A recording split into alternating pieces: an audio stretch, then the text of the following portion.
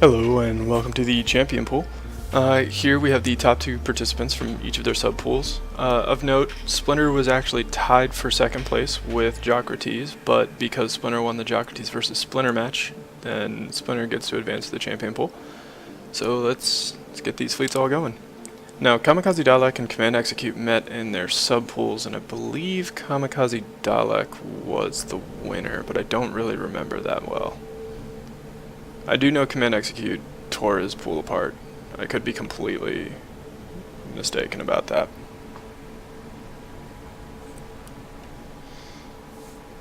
And yeah, I imagine being the first one to do your run through the pool is pretty nerve-wracking.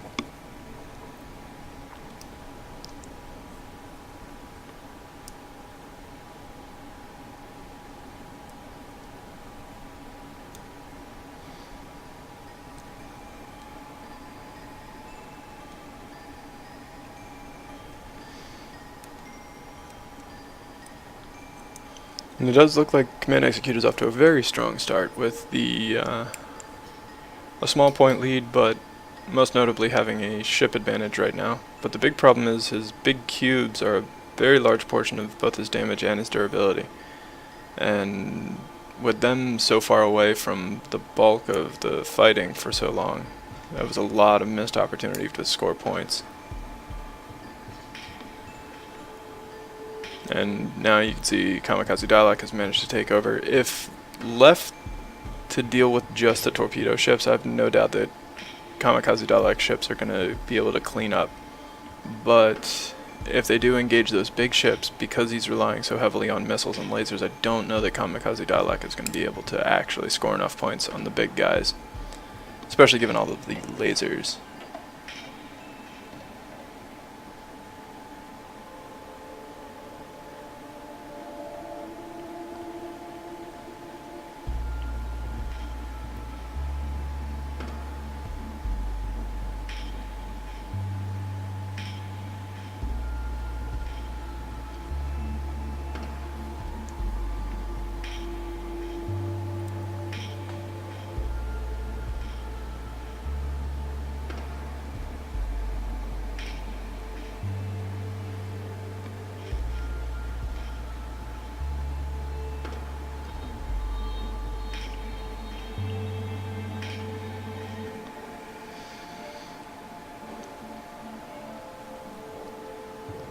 Very narrow point difference though, and still more than enough time for this to go either way.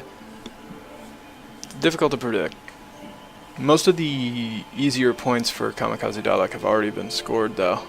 There's a few torpedo ships left, but only one ship actually harassing them. Dalek does have the advantage of this largely being a kiting battle, and using shields against kiting weapons works out really well, but Command Execute has a bunch of heavy armor, and the armor will pretty consistently award points as long as pressure can be maintained.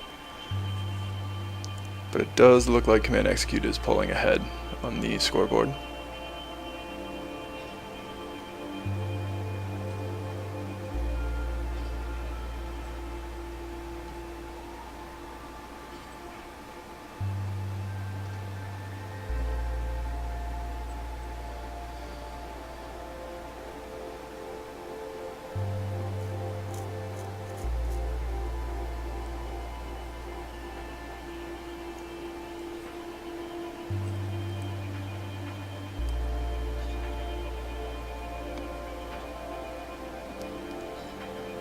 And of course, in classic Monza no shit fashion, Kamikaze Dalek turned it around and is racking up a pretty solid point lead. I think they broke through the armor and are tearing apart internals, maybe?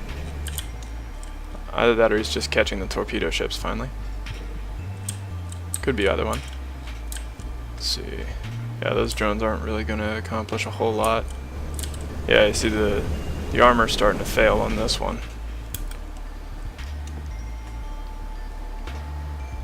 But the ships from Kamikaze Dalek can get destroyed pretty quickly too if they maneuver incorrectly.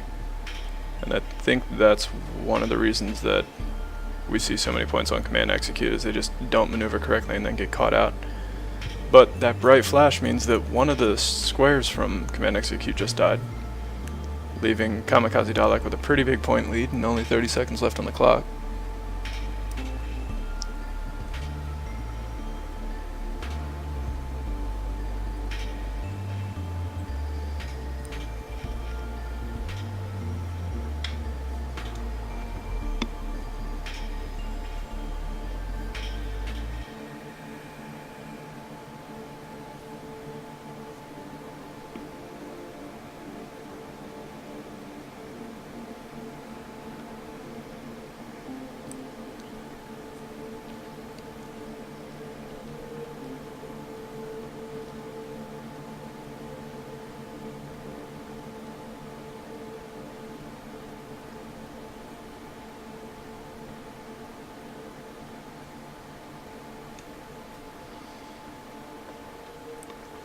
Now that they're really starting to focus fire, you can see how quickly the missiles can whittle through armor, given the option. But Kamikaze Dalek takes round 1. See if you can keep it up in round 2.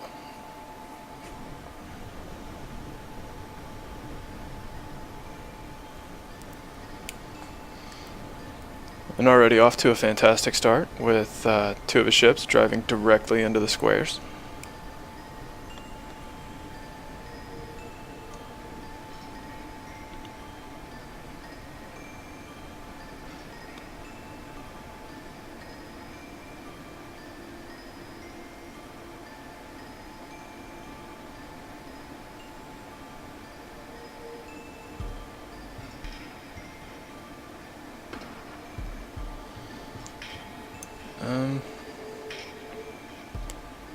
I don't remember who you beat exactly, I'd have to look it up again, but I know you beat Splinter, and I think you beat Song Jiang or something like that. I don't really remember. I can't remember if it was Song Jiang or Jocrates. My brain is continually failing me. But a much bigger lead for command execute this time. No doubt in large part due to the fact that several of Kamikaze Dalek ships decided to go careening directly into the enemy right in the beginning.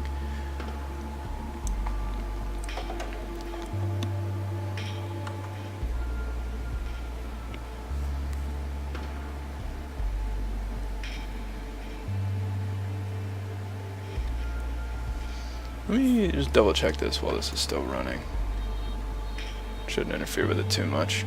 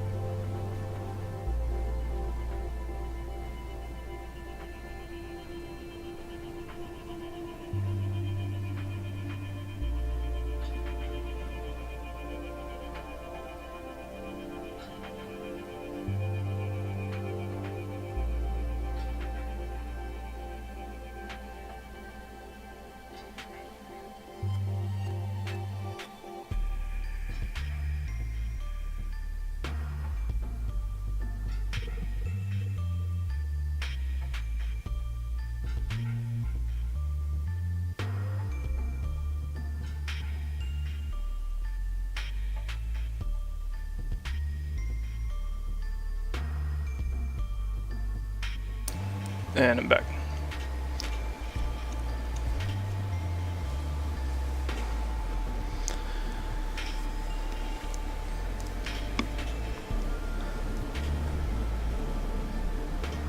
This is still looking pretty shady for Kamikaze. He's got a little bit of time, but he's got so few ships left, and command executes were actually pretty well positioned. It looks like this is going to go to around 3.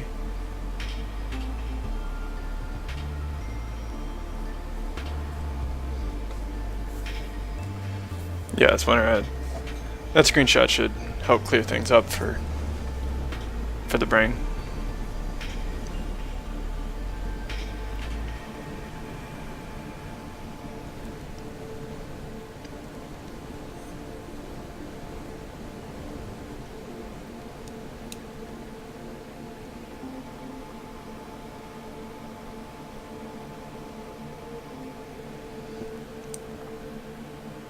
Yeah, this one's getting just a little bit worse for Kamikaze by the second. But that's why we have around 3.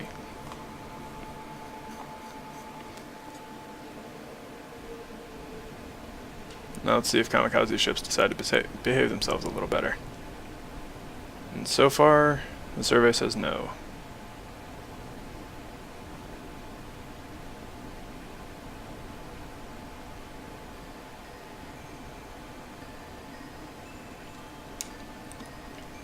With a couple of suicidal ships coughing up a very big early lead to command execute. It does not bode terribly well for Kamikaze Dalek's fleet.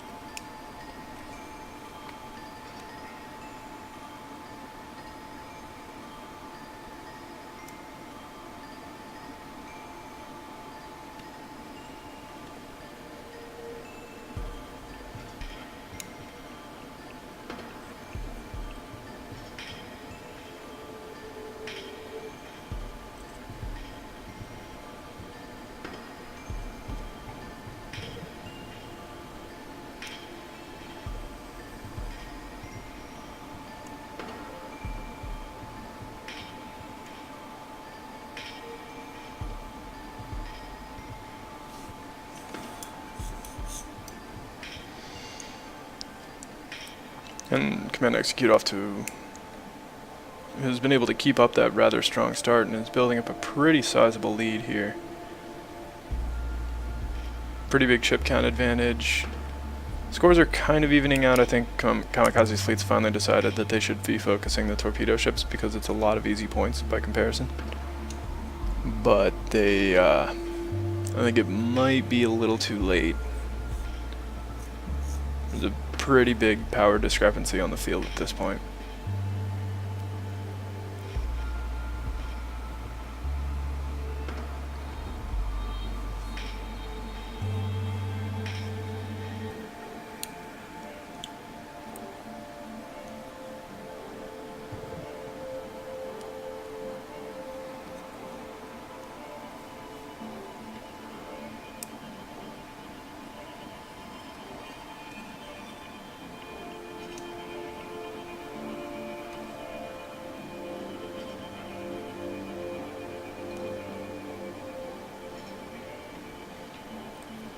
And as you can see, it doesn't take a whole lot to actually kill Kamikaze's ships. He's even using the very thin struts, which are really useful for kiters because they're very light.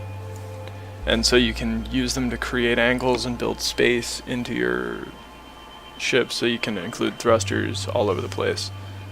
And because they're so light, it's very little mass to move around. It helps the ship move more quickly. But the counterpoint to that being, of course, that if they do get hit, they get hit much harder. They tend to be destroyed very easily and very quickly.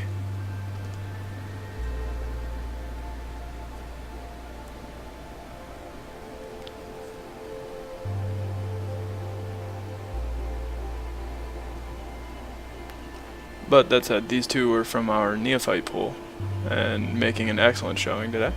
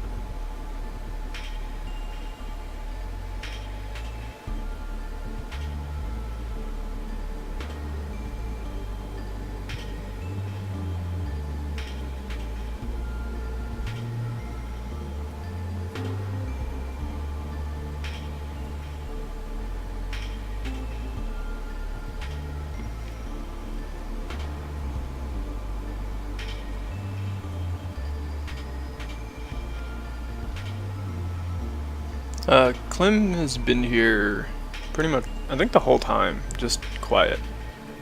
Hasn't been saying a whole lot.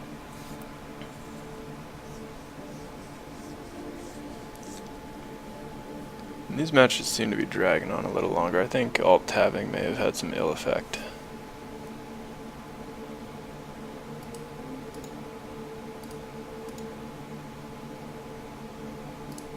See if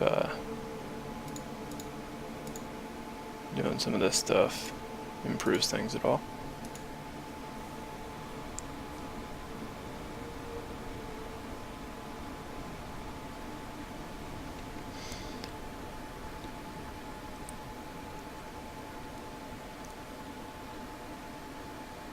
But it does look like Command Execute's going to be taking this first match here in the champion pool. But Kamikaze Dalek is still on the chopping block, gets to go fight more people.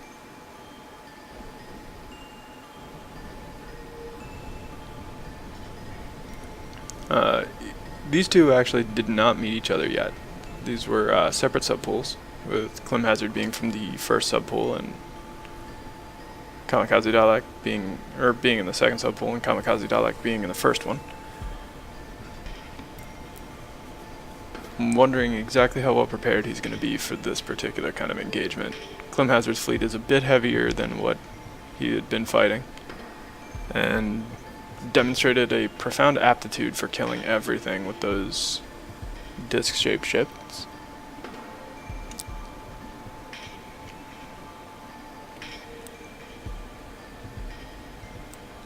But the freighter does seem to be pretty content to just sit around and watch, rather than actually participating. And then we've got these guys doing a swan dance up here, just running across the arena, looking at each other.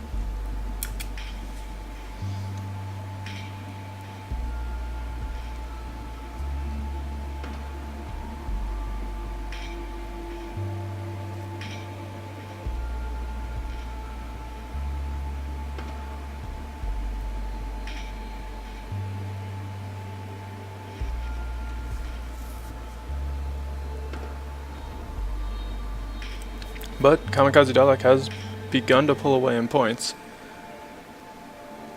One of the downsides to having fleets of dramatically mixed speed is if the engagement doesn't happen exactly ideally, you can get your fleet spread out, and if you have invested in very heavy ships, you can see that they're not really participating in the bulk of the fighting. Most of the fighting is happening all over the arena, which is giving Kamikaze Dalek the advantage because all of his ships are very quick and designed to engage and disengage all over the place. So the scoreboard's kind of supporting that, as he's able to fight all of the smaller and weaker ships from Climhazzard without having to deal with those big, heavily armed tanks.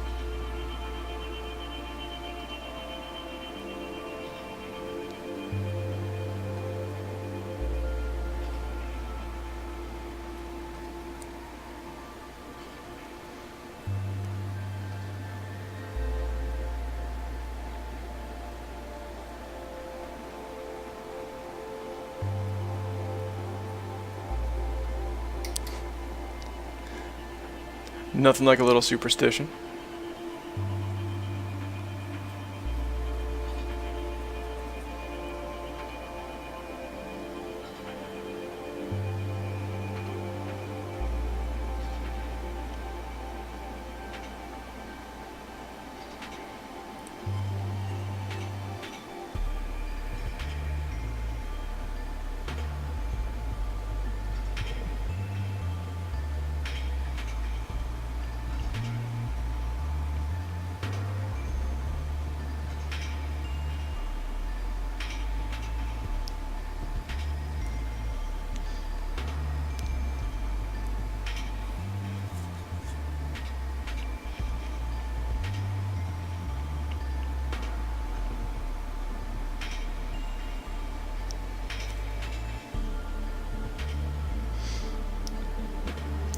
I don't know if you guys know it or not, but you're both Tina Belcher. Both of you.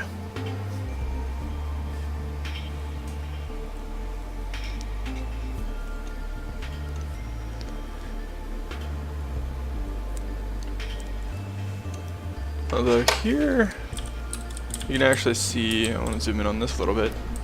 Kamikaze Dalek his ships have decided that it's time for this thing to die. And they seem to be making pretty good progress on it, staying outside of the plasma cannon ranges. The freighter, of course, looming in the corner. But I think this thing is probably not going to be able to catch up, even with the extra mobility as a result of losing mass.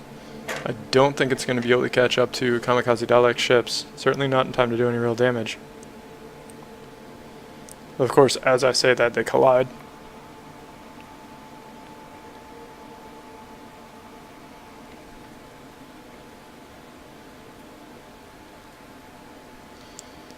But a massive point lead in round 1 for Kamikaze Dalek.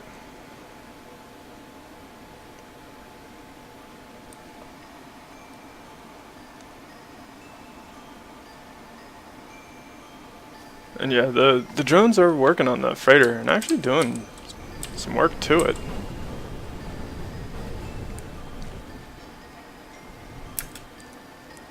The freighter has no point defense to speak of, so those drones are going to be able to do quite a bit of damage if left unattended on that freighter.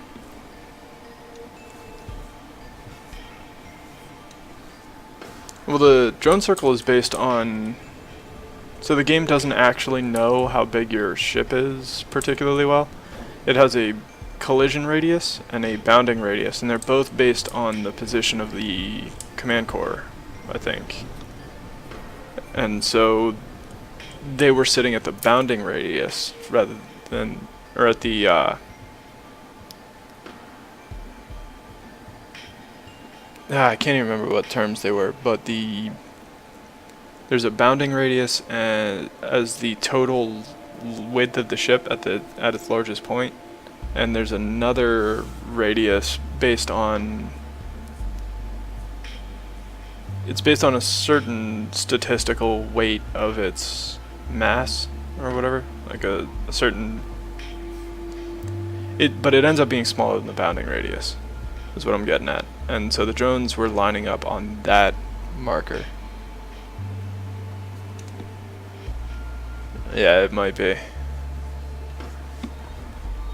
I don't know. I'd have to take it apart in the sandbox and look at it.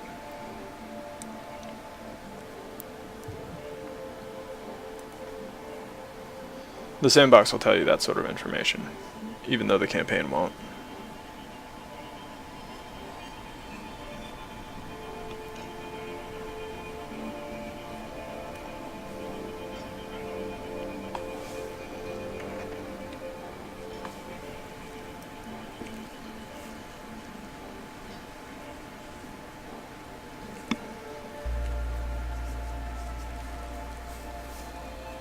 And Kamikaze Dalek having a really good round too as well.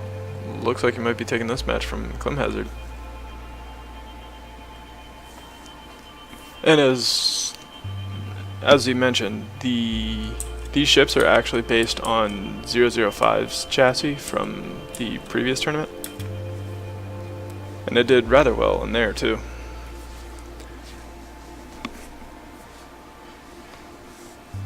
It's a pretty effective design. Although I think we could probably take a shot in the dark what's going to happen when it comes up against some Tinkrels.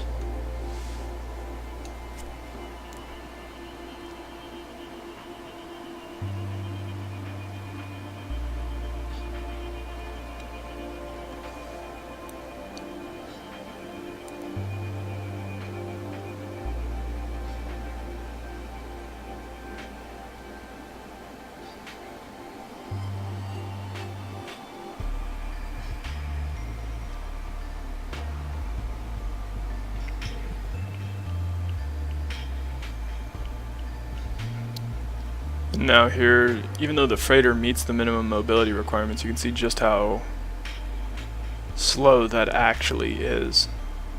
as it tries to lumber its way over to be a participant in the fight, but the fight is damn near going to be over by the time it gets there.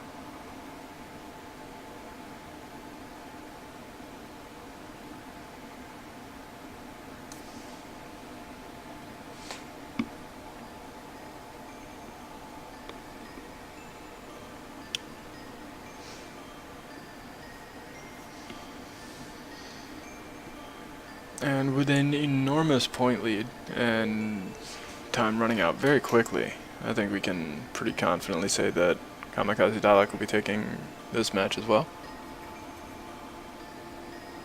Just because you're in the first pool doesn't mean you don't have a chance. Especially if you stand on the shoulders of giants.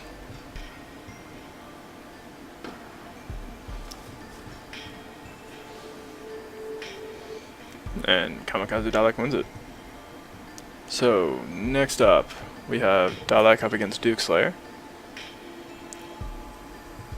This one is going to be a brand new kind of challenging for Climhazzard's fleet, though.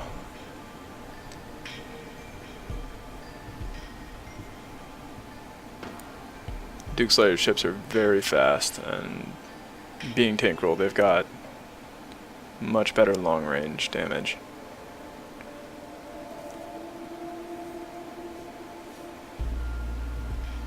Dalek is putting up some points, but I think that's almost all to shields. Dukeslayer's fleet is actually fast enough that it generally outruns missiles.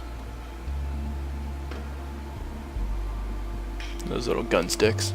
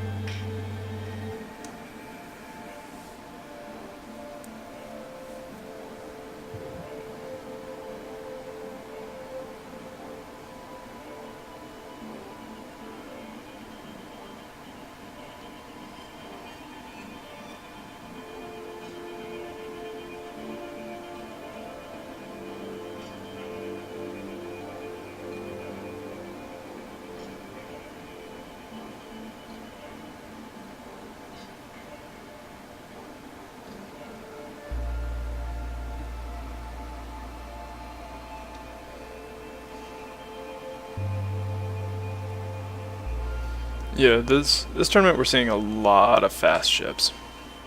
I think a big part of it is the increased budget means you don't need to pack as much firepower, which means you don't have to pack as much firepower per ship, and so you can be a little bit more generous with speed instead of just having to go for brawlers.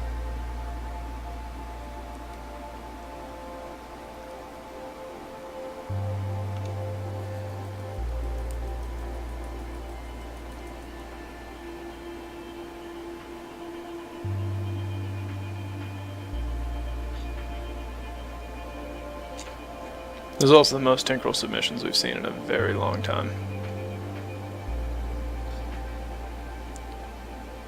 I think we had 3 submissions for the tournament, and prior to this one, I think you might have had to go 4 or 5 tournaments to get 3 different submissions. Tinkle have not been popular lately.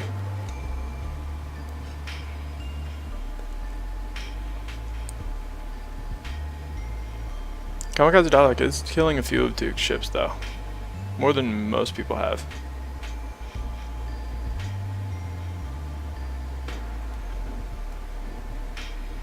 But Terran missiles are a pretty good counter to Tinkle ships to begin with. They fire fast enough and they track fast enough. They don't hit particularly hard, but they also don't need to. If you can get a decent enough saturation of them, it doesn't really matter. And they track the Tinkle ships pretty well. But Dukeslayer wins round 1.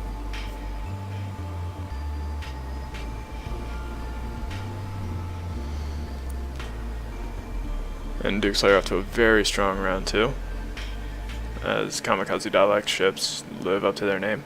Charge straight into the Tinkle gun wall.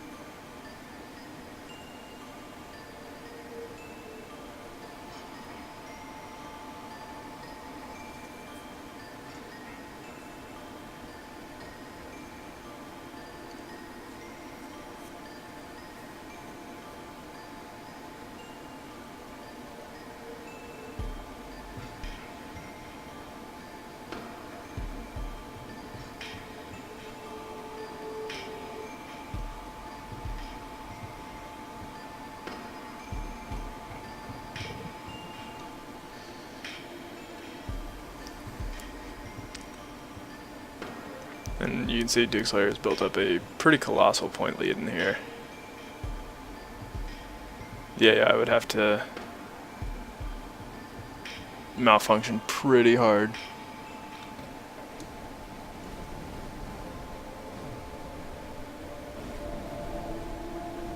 But Dukeslayer wins. So Duke is on the board, as was said. Now we have Kamikaze Dalek up against S&W 35. I imagine this isn't going to go terribly well for Kamikaze Dalek either. S&W 35's fleet proved itself very much so in its subpool, and it did not come from, or it came from what is probably the hardest subpool, I think.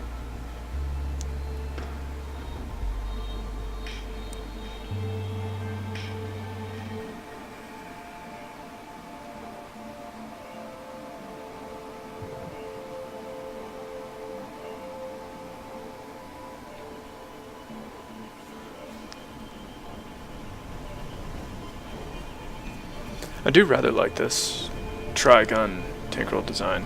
I might have to see if I can make some of those work without having to stack modules.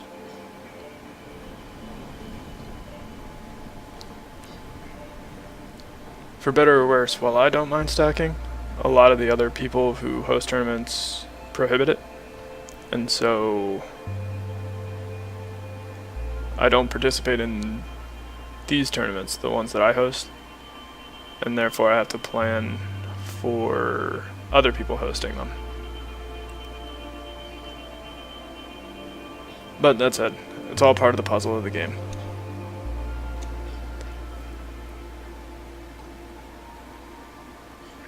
And with round 1 already under his belt, and round 2 going very powerfully in favor of S&W 35's fleet, I think we can probably guess that S&W 35 is going to take this one.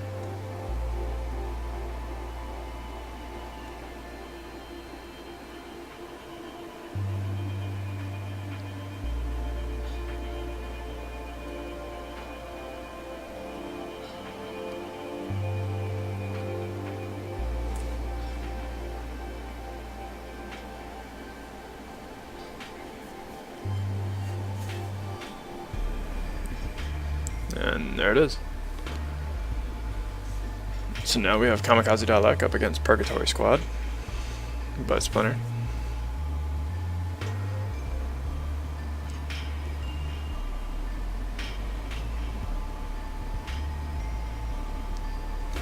Not resentful. I'd like the option of being able to compete more often, and I refuse to participate in my own tournaments. I mean, I could very easily just enter a fleet in each of the tournaments that I host, but I don't want anyone to feel like I singled their fleet out if my fleet manages to beat theirs. That kind of thing.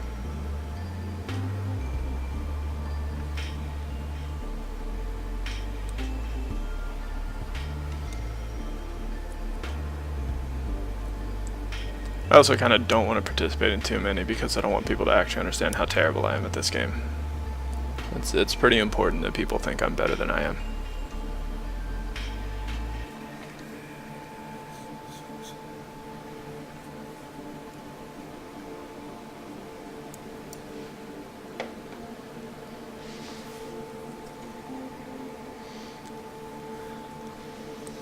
We can see here, though, that Splinter's fleet is having a difficult time putting points on the board. The usual thing with all the Ralphs coughing up a lot of points is still occurring here, but it doesn't really come as a surprise.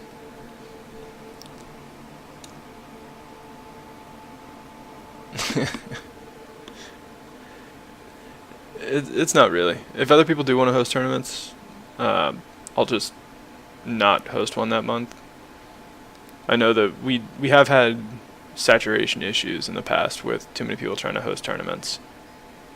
And, you know, these fleets take a lot of time to design sometimes. And if there are too many tournaments all at once, then people just either don't participate in some of them, or they just kind of design one fleet that works for all of them.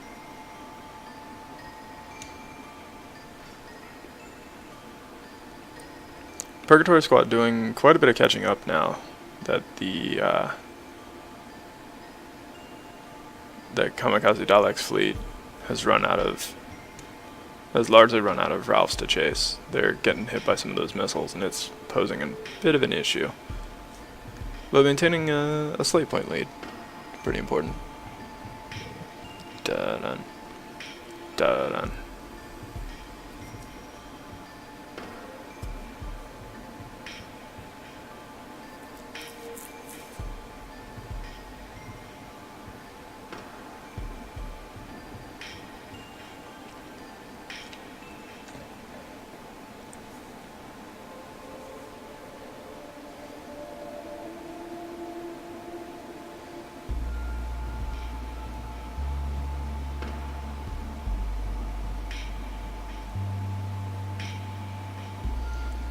I think the Ralphs were largely there to fill points and to be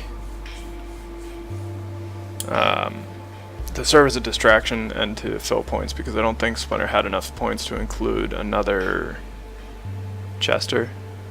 So the Ralphs are just there for show mostly.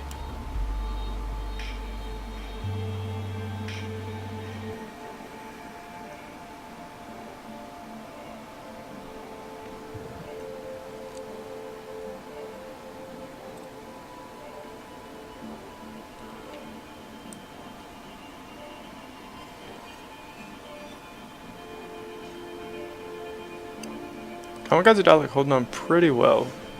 There is still enough time for things to swing either way.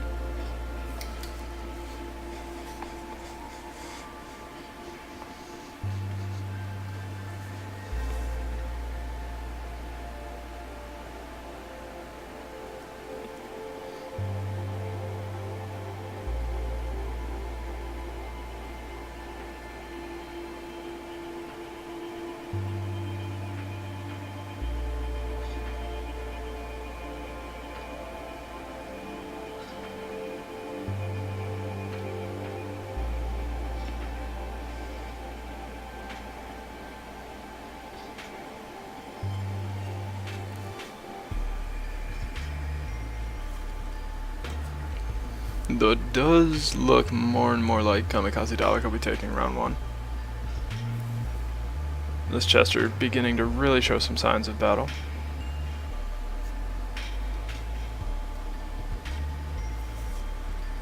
It does appear that Dalek's fleet is fast enough to mostly, if not completely, outrun these crystalline missiles.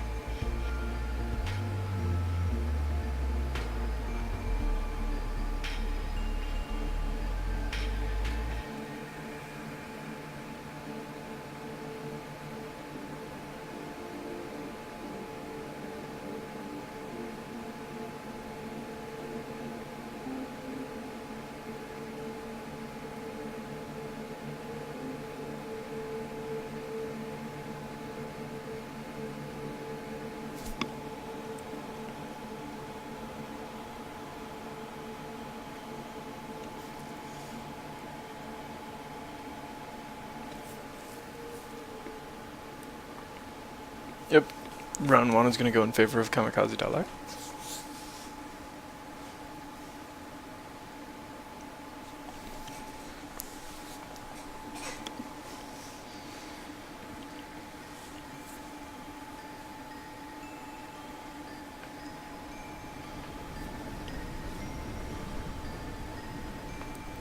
Moving into round 2, it was a pretty solid round 1 for Kamikaze as well. I don't know if this one's going to be all that much different. The big problem Splinter's having is that his missiles are too slow to catch up with Kamikaze Dalek's ships. And since they stay out of cannon range, it's going to just be very hard for them in general to deal with Kamikaze Dalek's offerings.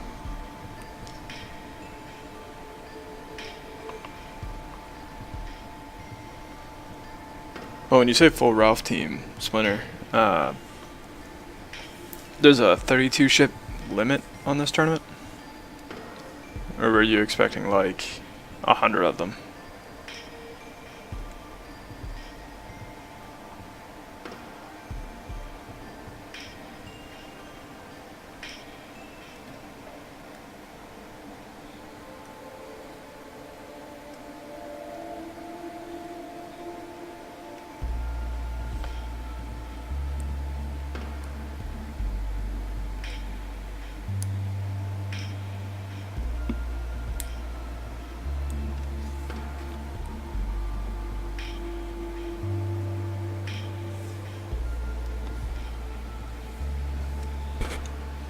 Hey, the sun's finally coming up.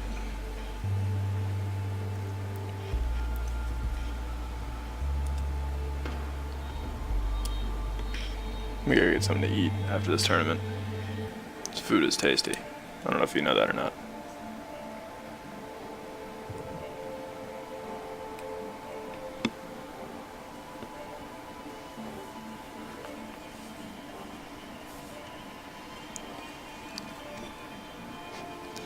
Quick, hiss at the sun.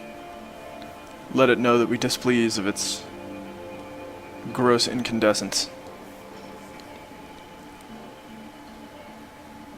The score is pretty close here, but I think smart monies would still be on Kamikaze Dalek's fleet. Just the mobility and range is proving very useful against Splinter's missiles.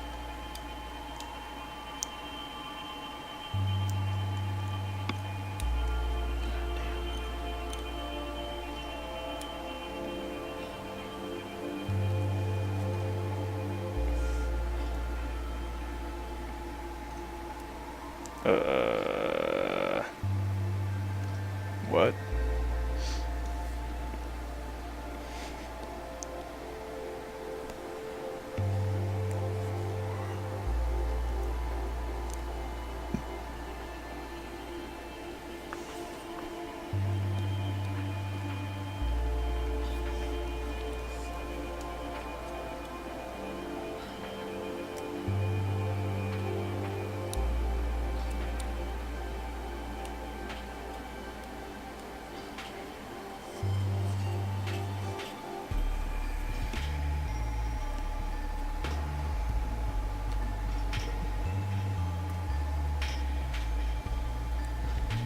No, right.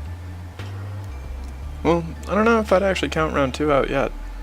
It's a pretty narrow gap. Could go either way. One can never be too certain.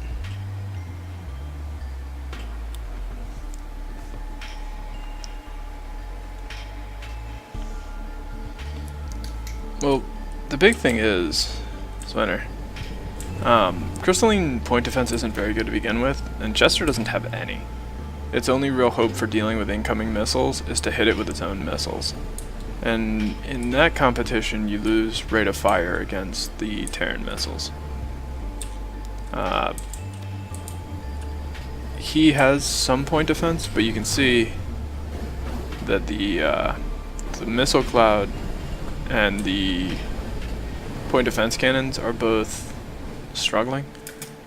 Crystalline point defense is not great, admittedly.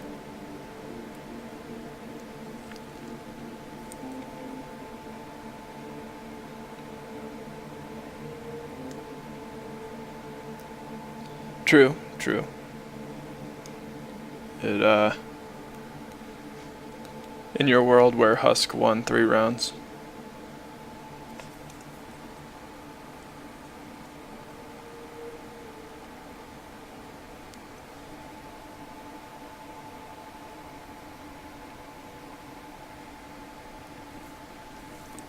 Still extremely close on the scoreboard, though. I'm a little surprised.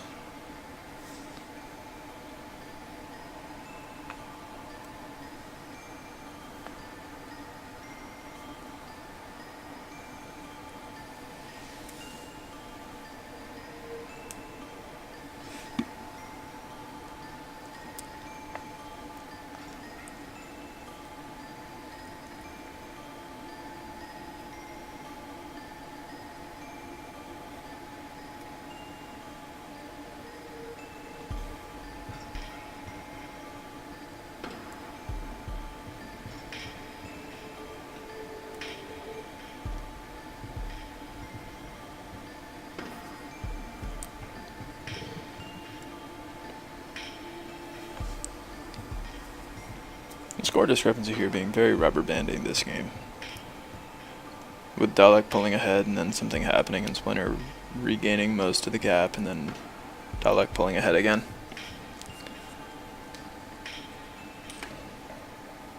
And there Splinter was actually ahead for just a moment. For better or worse, most of Splinter's points are going to end up getting scored very quickly. Mostly because the vast majority of his missiles are just detonating in space because they run out of time. But every once in a while they catch one of Kamikaze Dalek's ships out and just thoroughly destroy it. And when that happens, a whole lot of points get added to the board in 1 or 2 seconds.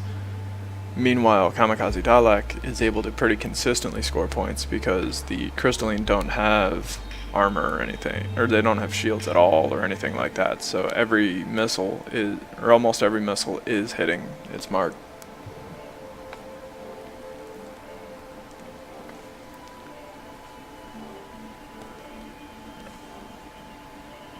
But there you see, Splinter just put 900 board points on the board in a second or so. But with that Chester down, I think we can call this in favor of Kamikaze Dalek. Stupid Chester, dying and shit. And Kamikaze Dalek takes the match. So, with 2 wins, I don't believe that's going to be in the running for the championship. An excellent showing, though, nonetheless. Making it to the champion pool and then doing so well in the champion pool is very impressive. But here we have Command Execute up against Climhazzard. I feel like Climhazzard's going to fare pretty well in this matchup.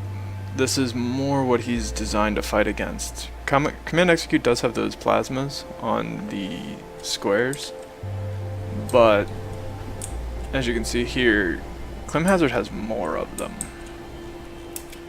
And he only has 2 ships, which is kind of a blessing and a curse, by having only 2 ships, you kind of guarantee that they focus fire on a single target. Whereas more ships increases your resistance to AI shenanigans.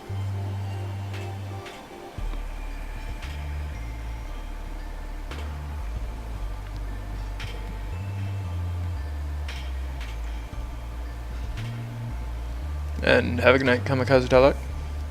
Good showing. Thank you for joining us. But here you can see, apparently circles beat squares. In case anybody was ever wondering, we have scientifically proven it.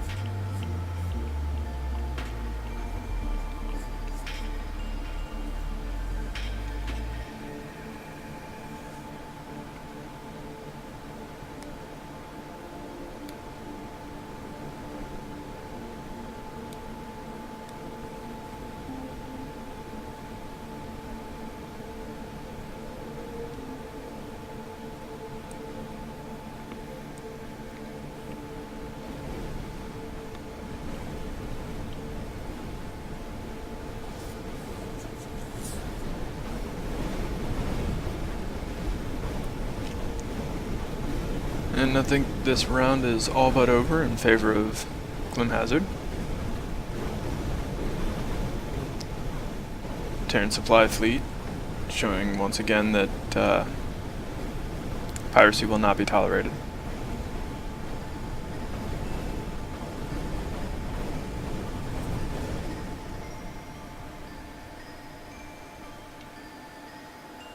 And moving in round 2.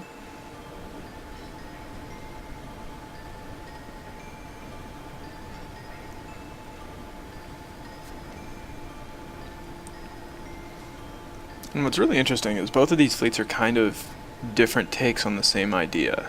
They've got a heavy brawl line and a large number of much smaller support ships.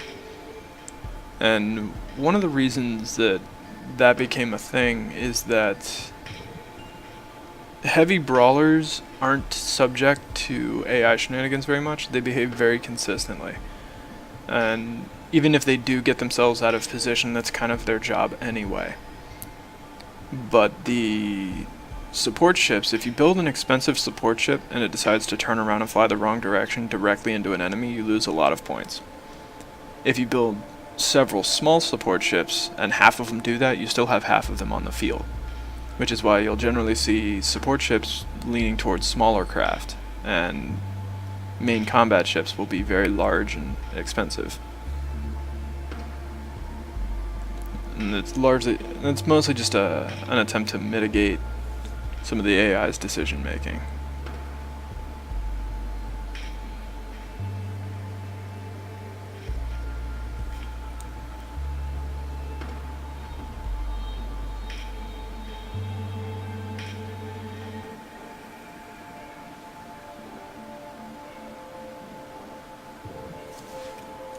How is the freighter holding up? Because it's being shot at quite a bit.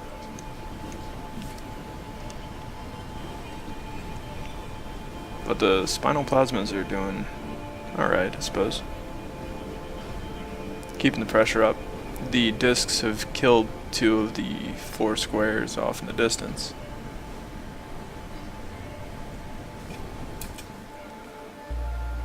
Also, yeah, big ships like probably won't get to see it in this matchup, but if the freighter stops getting attacked for a little bit, you'll see it rebuild itself very quickly. Yeah, see, it just started to when it started taking fire again. Now watch how fast the freighter actually recovers.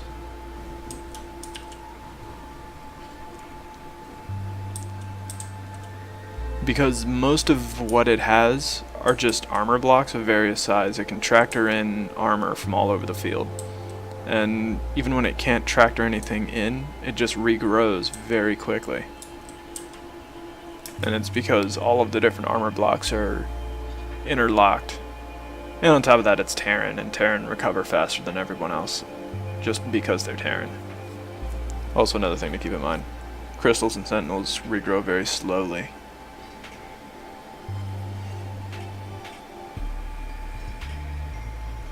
Though that said, all armored ships recover very quickly if left to their own devices.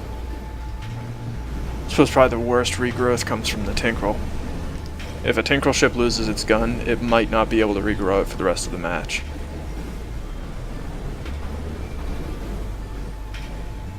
It can take that long. But round 2 is looking very much like Climhazzard's.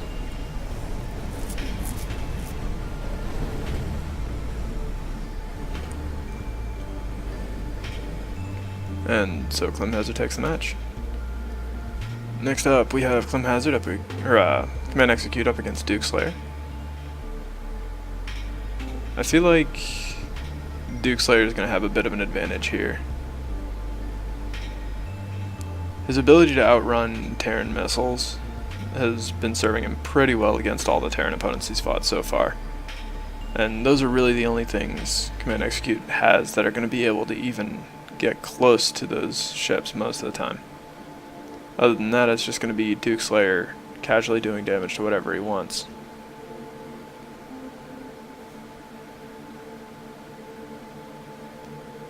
And also sometimes apparently doing drive-bys, because that's what gun sticks do, is they do drive-bys. But you can see this cluster of ships on the left from Duke are probably just going to start clearing things out once they decide to finish aiming and start firing.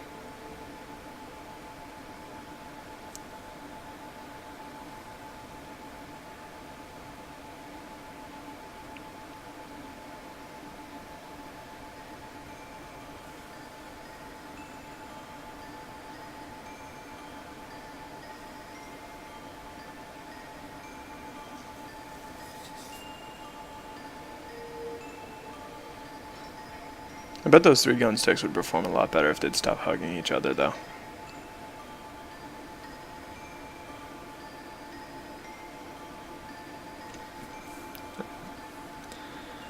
However, the score is going about how I would anticipate.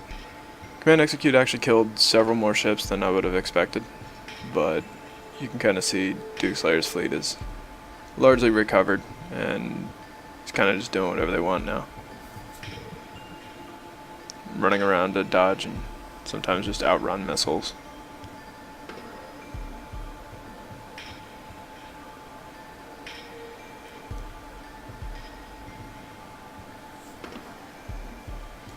So one of the things about Tinkerel thrusters that makes them neat is that for their point cost, they give you some of the lowest amounts of thrust in the game. But every thruster has an implicit 2.0 thruster boost that lasts for 1 second, unless otherwise specified in the file. So most thrusters in the game behave by that rule. The only ones that don't are the maneuvering thruster for the Bs, which is a 5.0, I think for 2 seconds or 2.5, something like that. It may still only be 1 second, but it's a 5.0 boost. So the maneuver thrusters for the Bs provide very low thrust, but at the very beginning of the thrust, they provide a huge bonus. The asteroid thrusters for Terran are at a 0.5 for a few seconds.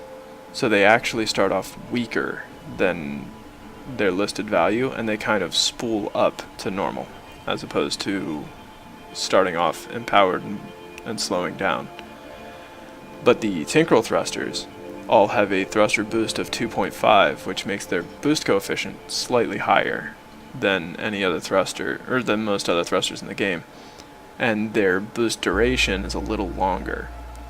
So in a long-term race with equal thrust to mass ratios as calculated by the game, the Tinkerel ships will start off faster than their opponents will. All of their ships are inherently good at maneuvering, though none of them are particularly good at long distance running, if that makes sense. And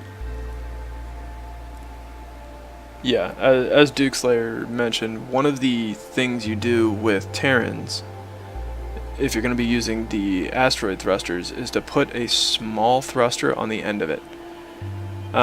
Doing that will cause the entire stack to inherit the small thruster's boost coefficient and boost time, which gives you a 2x boost on your asteroid thrusters, and so 4 times the initial acceleration of a naked asteroid thruster.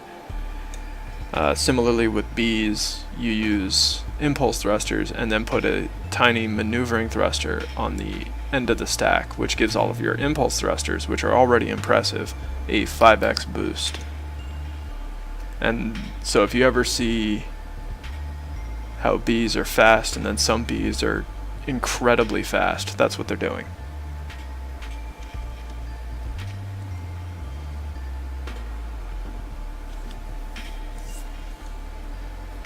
And that's also one of the reasons that giant Terran ships seem to be as agile as they are, is that if they're allowed to use the asteroid thrusters, then they can just do all sorts of crazy shit with it. One of the reasons asteroid thrusters are banned. They're just too strong. You can already see Terran ships are pretty potent even without them.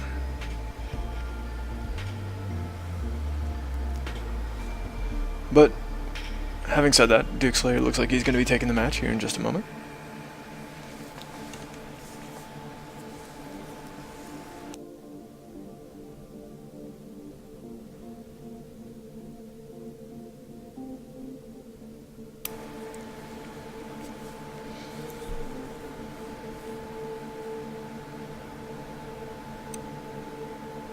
I am continually amazed by how well behaved Dukeslayer's Tinkerel ships are. But now we have Command Execute up against S&W 35. And as we saw, Command Execute struggles a bit with Tinkerel, which I don't think anybody, myself included, expected to see so many Tinkerel ships in this tournament. And especially not as well designed as they are.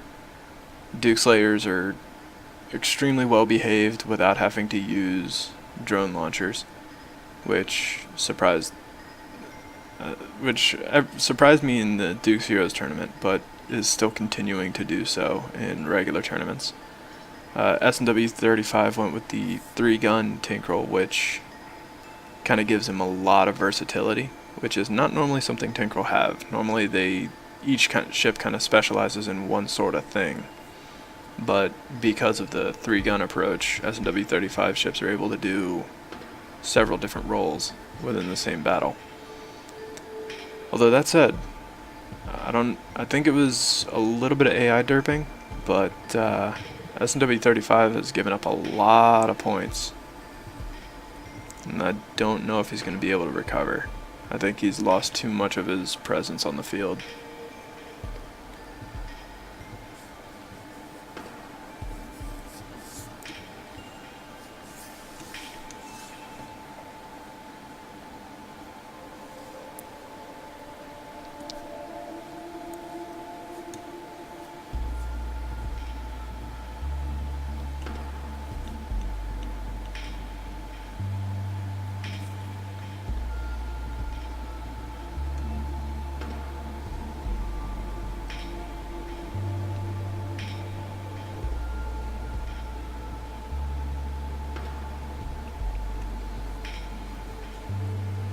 Yep, you can see the ships from S&W 35 are spending way too much time way too close to Command Execute ships, and it is costing them drastically.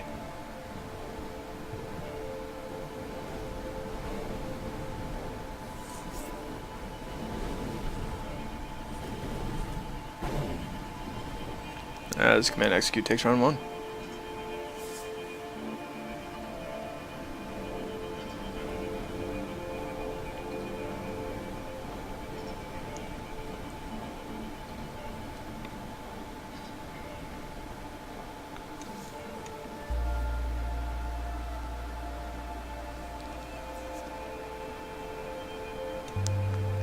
A much different start to round 2 though, with S&W 35 doing more what I anticipated.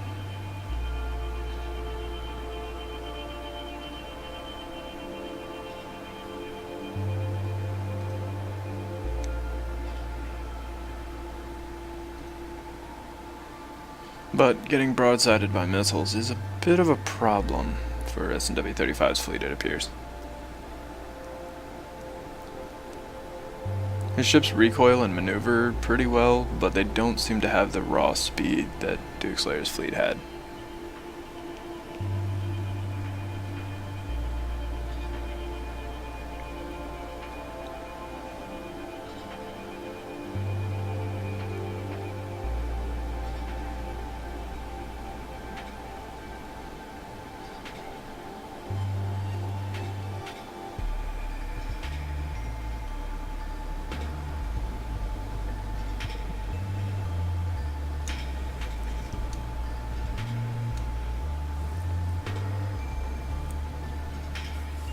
It does appear though that round 2 is going to be going in favor of S&W 35.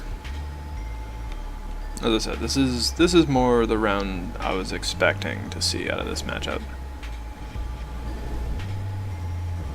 But sometimes the AI just does not cooperate. And Tinkerel are particularly susceptible to AI issues. Mostly because they don't have an insurance policy. You can't put armor on a Tinkerel ship. It just doesn't work.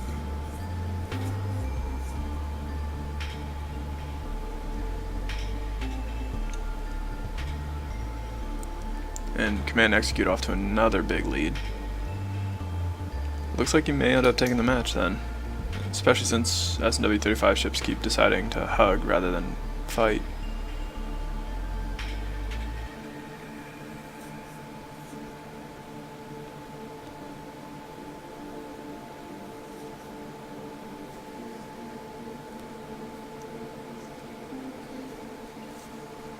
Designing for the AI is always kind of a mini-game in Reassembly, but at least in my experience, it seems to be a much more difficult minigame with the Tinkerel than it is with everybody else. Trying to convince them to behave correctly is an ongoing struggle.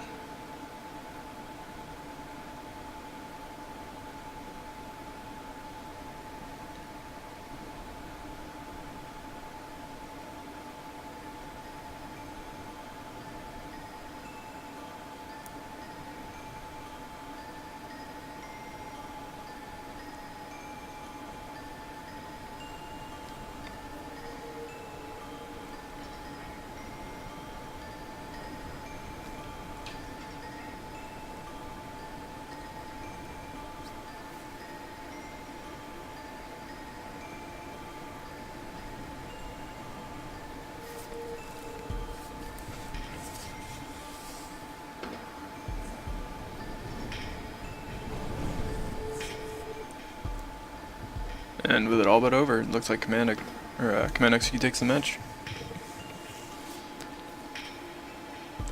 So now we have Command Execute up against Purgatory Squad. I feel like this one's going to go a little bit better for Purgatory Squad than some of his other matches have. He's brawling against another. He's going to be able to have Delta, which is a kind of a brawler. Fight against other brawlers. The support ships from Command Execute aren't as fast as some of the other fleets we've seen, meaning that the crystalline missiles I think are going to be a lot more effective here than they have been in some of the other matchups.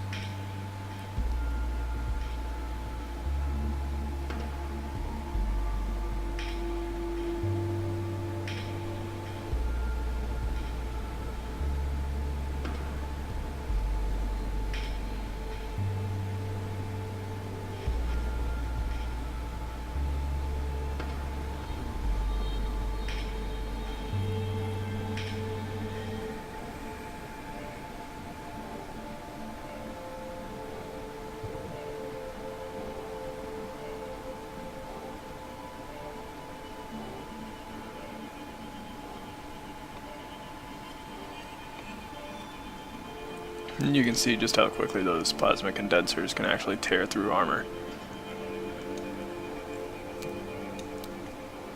We saw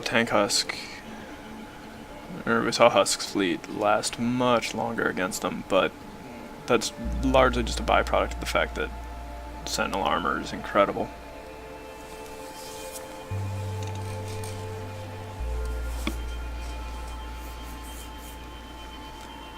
The laser zone command execute, creating quite a bit of a light show though. With as many missiles as Splinter is fielding, there's no shortage of incoming missiles to shoot at. Plenty of ordnance. But this could be a problem very quickly. There's a large portion of the missile flower there died. That Chester really needs to turn. And there it goes.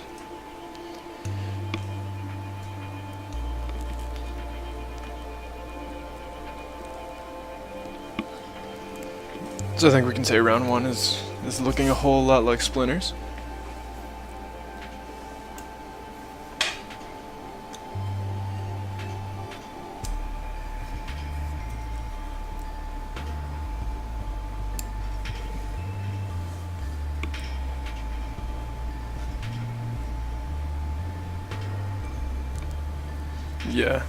Yeah, with the way spinners behave,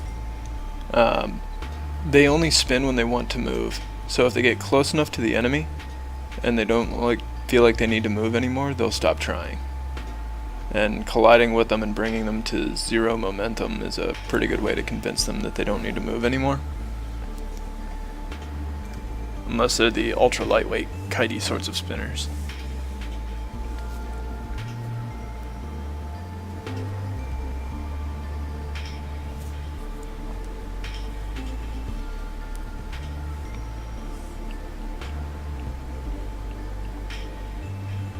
Initial missile volleys are murder.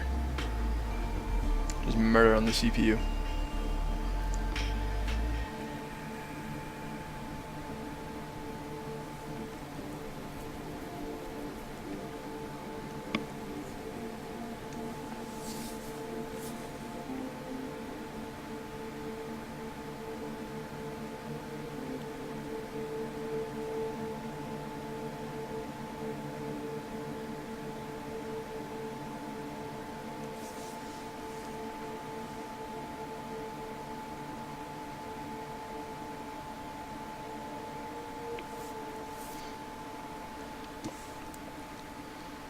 To be fair, Splinter, space and time are not unrelated.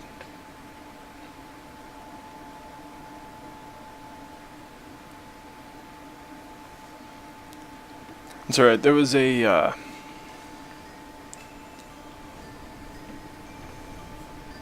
one point, I was so sleep deprived in general that I couldn't tell whether or not a 7-Eleven was real, if I had seen it in a video game, or if it was in a movie or TV show. I just had no idea whether or not it was an actual place or if I was just kind of making it up.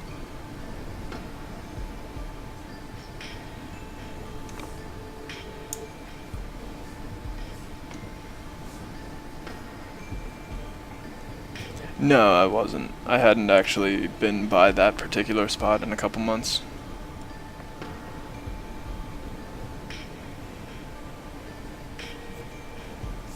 No. I knew the chain was real, but this particular 7-Eleven.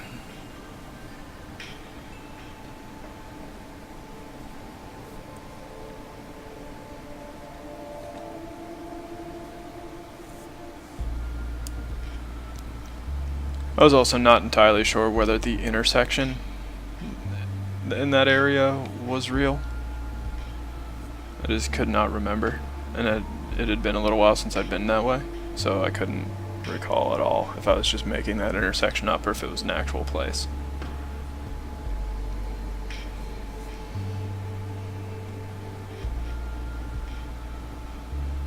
Those were weird times.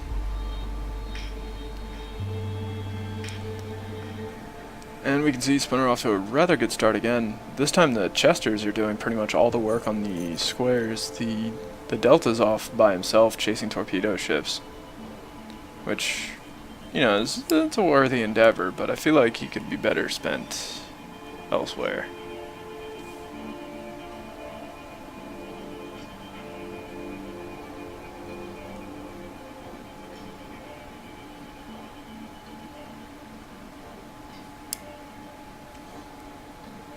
Yeah, it was like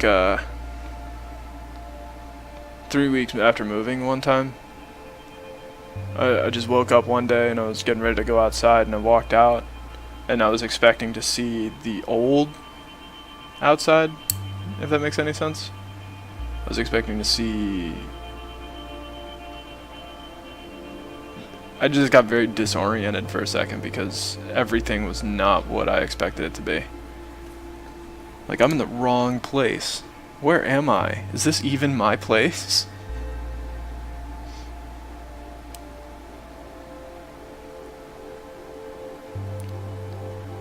The brain is dumb. I'm terrible at things.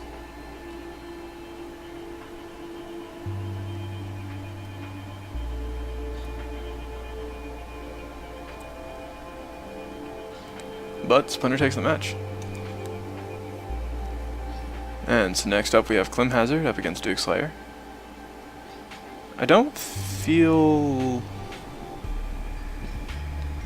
As long as Dukeslayer's ships don't all decide to hug the freighter, I think Dukeslayer has a very good chance of winning this one.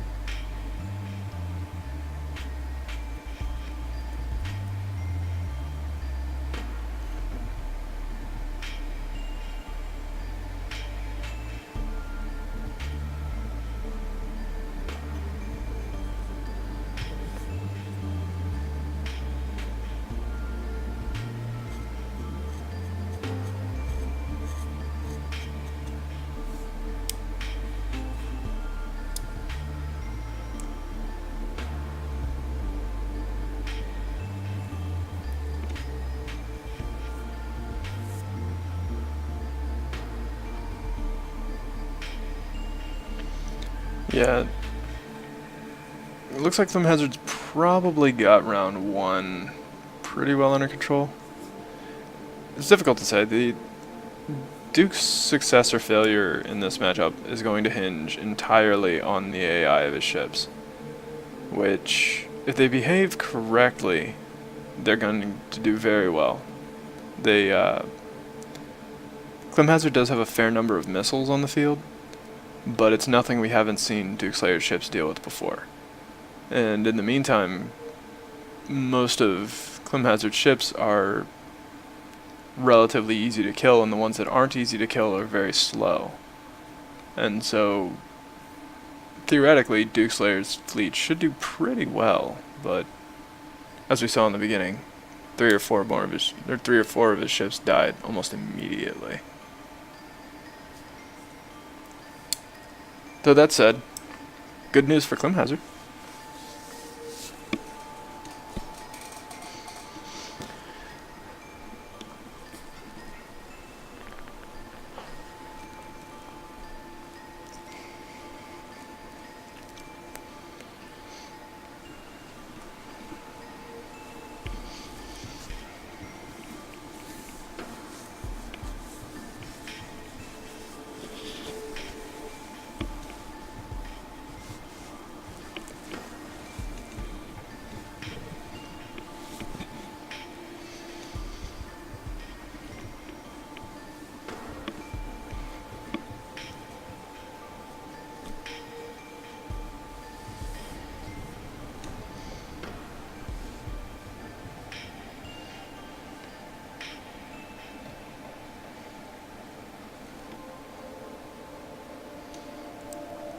And see, this time, Duke's fleet is at least off to a much better start.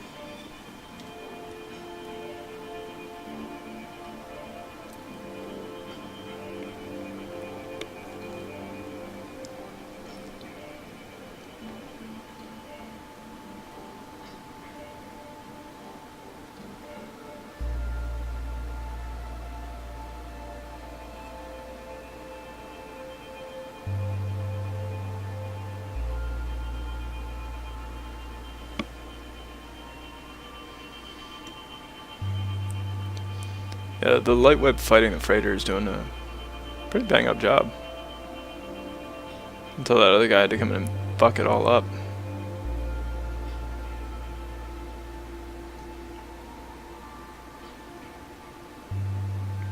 Light whip gangbang.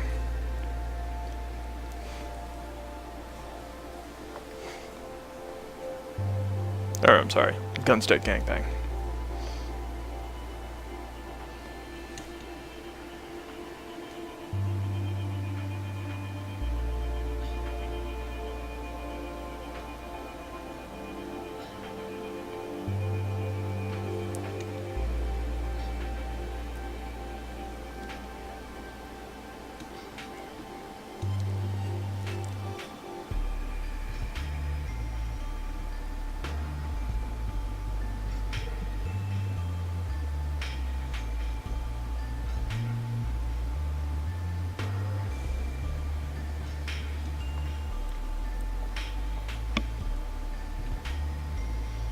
And Dukeslayer takes round 2.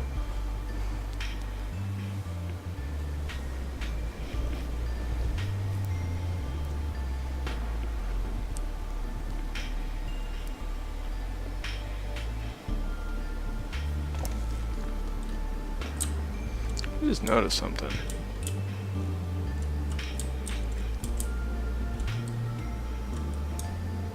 Dude, do these things not have point defense lasers?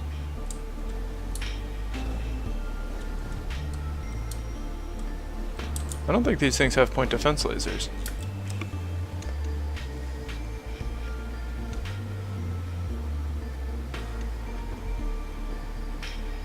Wonder if that has to do with anything about their behavior.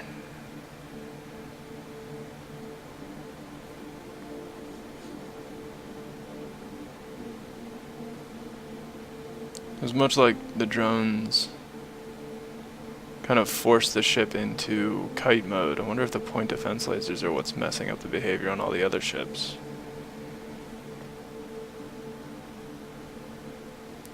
Experimentation must ensue.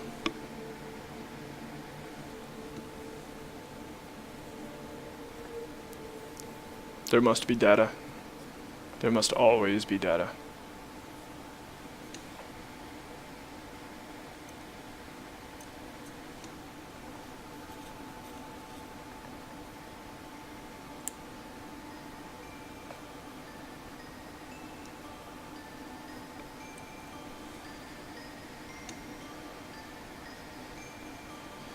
Yeah, I mean, that is a pretty fair assessment. If you're so fast that the missiles can't catch you, what do you need to shoot them for?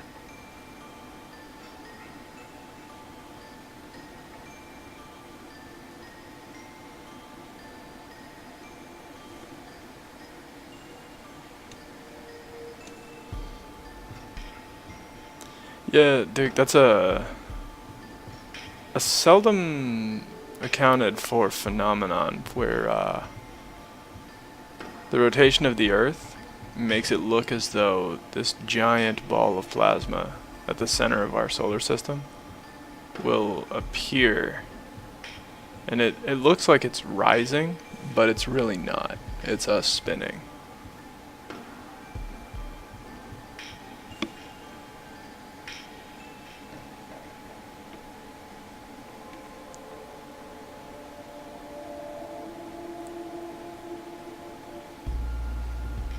Also, I think it's obligatory that you hiss at that terrible ball of plasma. And Dukeslayer wins the match. So next up we have Climhazzard up against SNW-35. Now, SNW-35 has been doing very well, but he lost to Command Execute, who was a fairly similar design to Climhazzard, but as I recall, Climhazzard kind of had his way with Command Execute. So I'm not feeling great about SNW-35's odds in this particular matchup. Either way, I think it'll be pretty close.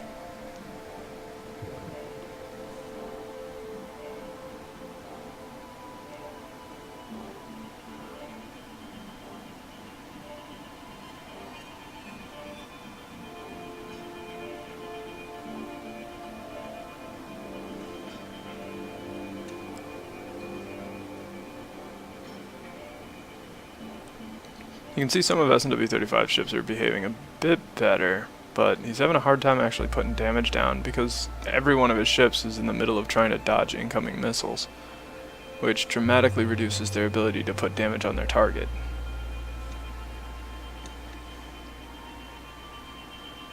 And you can see Climhazzard just popping ships left and right.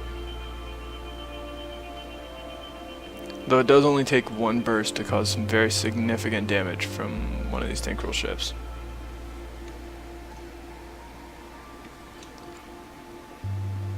Yeah, I think the closest was Splinter's 12k, actually.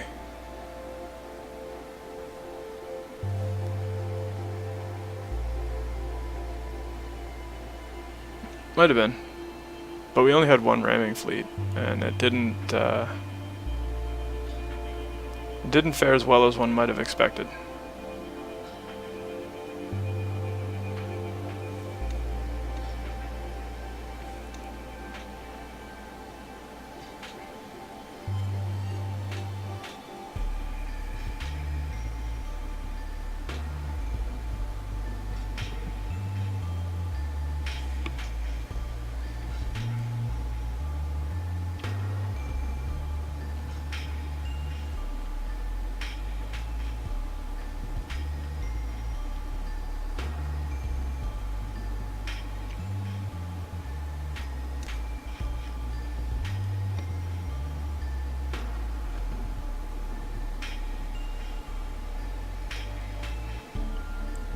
Very narrow point gap though. This one could easily go either way. SNW-35 did manage to claw himself back from a deficit, and the slow ships are going to have a very difficult time catching these Tinkerel. But SNW-35 is going to take round one.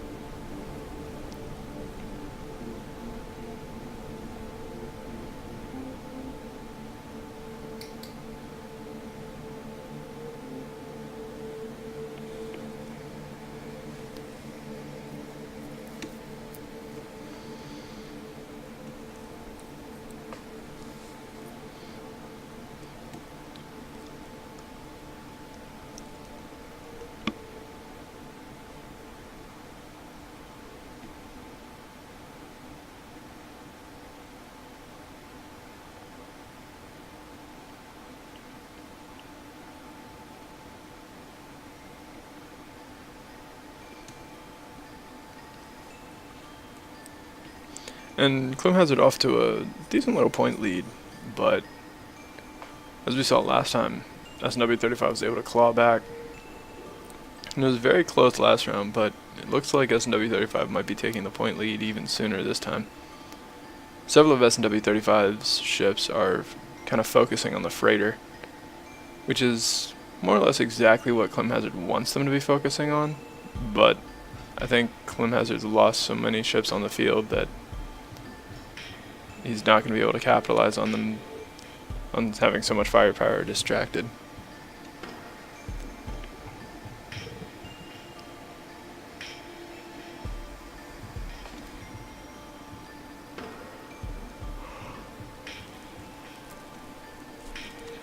Yeah, the point lead is getting pretty immense. So it looks like SNW-35 will be taking a match.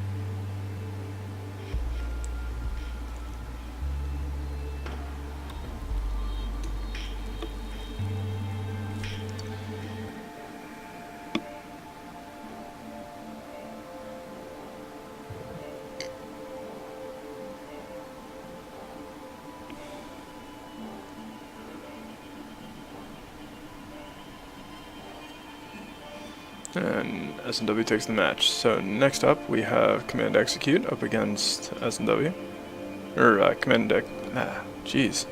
Climhazzard up against Splinter. Go me. I feel like Splinter's gonna have a bit of a better time in this one, much like the match against Command Execute, where it's part brawler and part support fleet, where the support fleet is a bit slower for Climhazzard and Command Execute than it is for some of the other matchups. More or less the same things I was saying when Splinter was fighting Command Execute. I think he'll have roughly the same kind of odds of winning this one. And against Command Execute, it was a pretty lopsided engagement.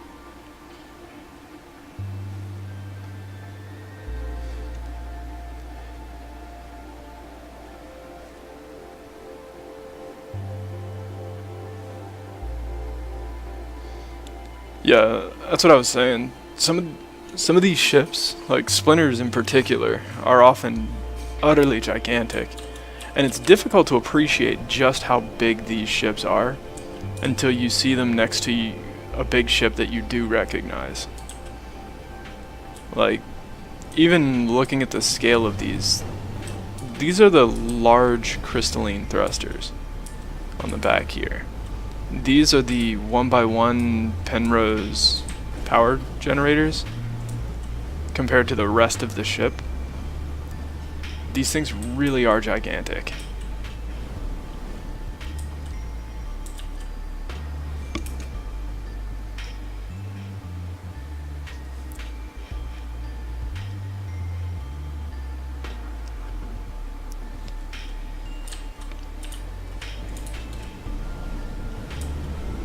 Now we can kind of see the plasma condensers doing what plasma condensers do. The spinner's about to get real fast here in a second though if something doesn't happen. But you can kind of see the shots starting to waver because the turrets can't keep up with the rotation speed anymore.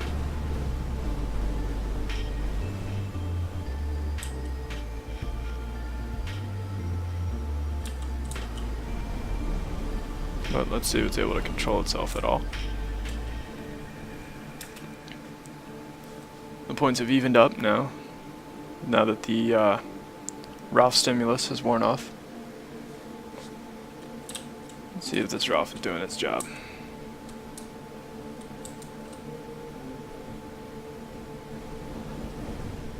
It's trying. Ralph is trying really hard to earn his paycheck.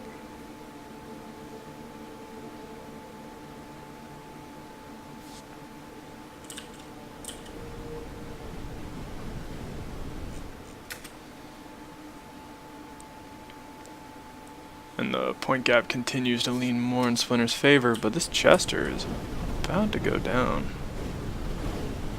Only got a couple more blocks.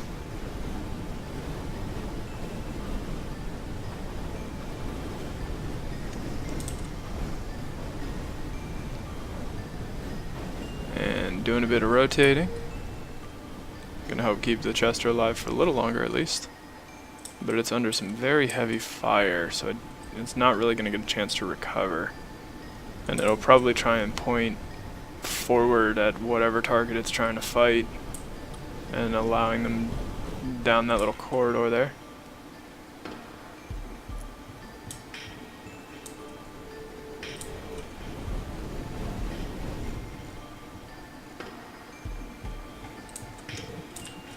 And this is a really annoying problem. Let's see, why would it be doing this?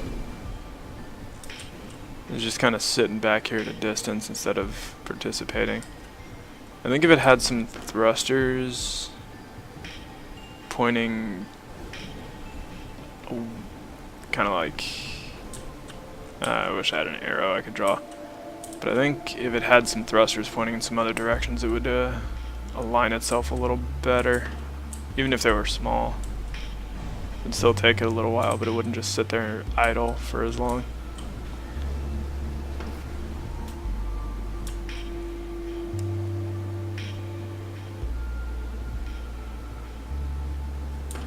Now you can see the relative difference in speed between Terran missiles and crystalline missiles.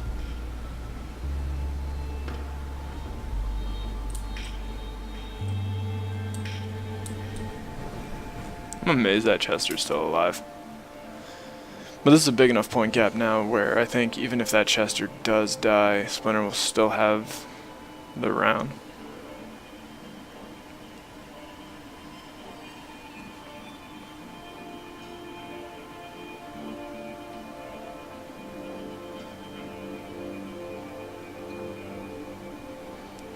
And round 1 goes to Splinter.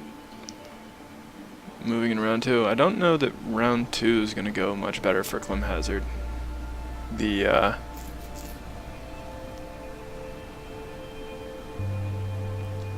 Purgatory squad is just really good at brawling, is what it boils down to. And a lot of points are invested in the freighter and the 2 spinners. And so once Delta gets its hands on them, it's not long before they're over.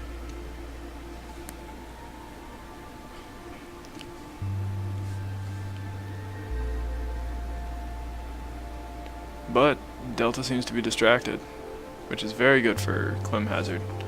If these 2 discs can sit here and shoot this thing, then they'll be good to go. They'll be able to, if they can take apart a Chester before Delta really gets involved, that'd be very good for Climhazzard.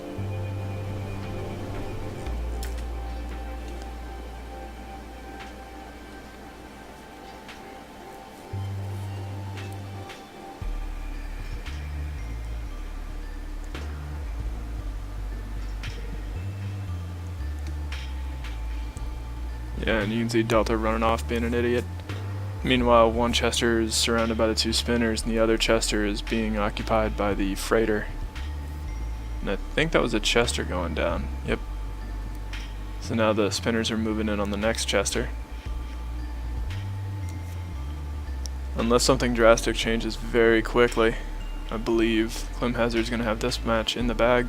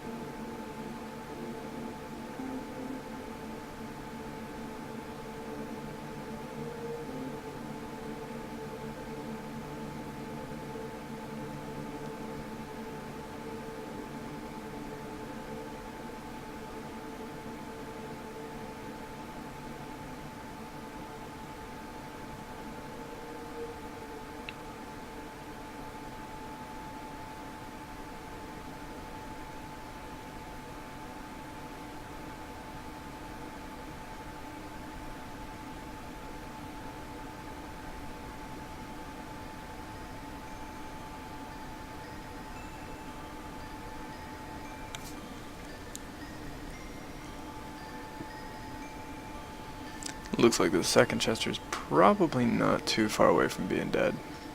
Especially now that both of the spinners have opened fire fully, instead of the one just using missiles as a form of fire support. There it is. So now it's just Delta left with a minute on the clock. I don't know that Delta's going to be able to even survive that long. I think this might be a TKO. And yeah, I think Delta probably... Well, I don't know about probably, but possibly could. It basically did the other round. It's just they were kind of distracted and shooting other things, but Delta rolled in and killed all 3 systematically.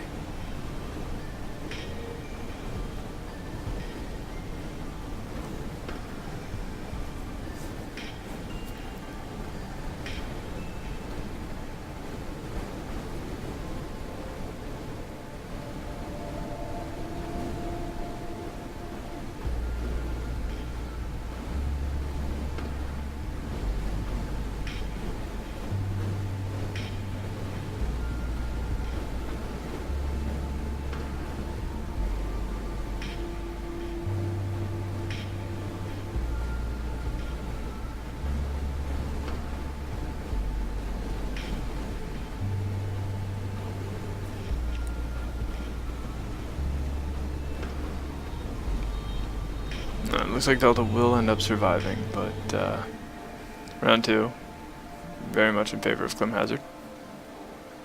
And we've got Delta in the back again, which is not promising for Splinter. I believe last round had Delta in the back, and we saw how that went.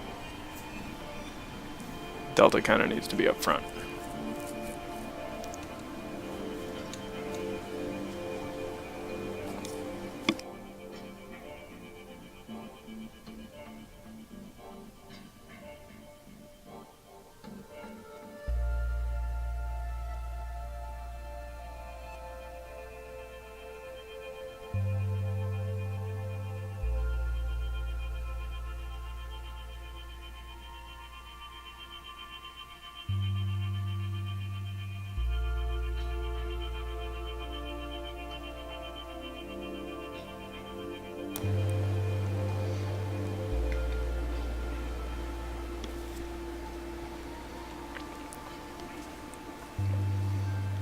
Yeah, it won't be long before we see that matchup though, Duke.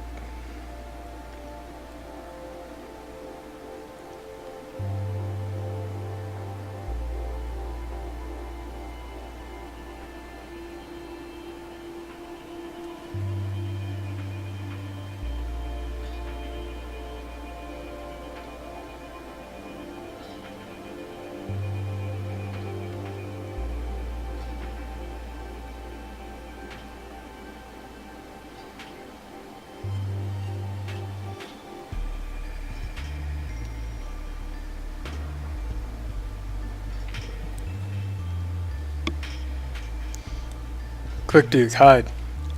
They're coming for you. Yeah, Delta getting distracted like this is not doing Splinter any favors.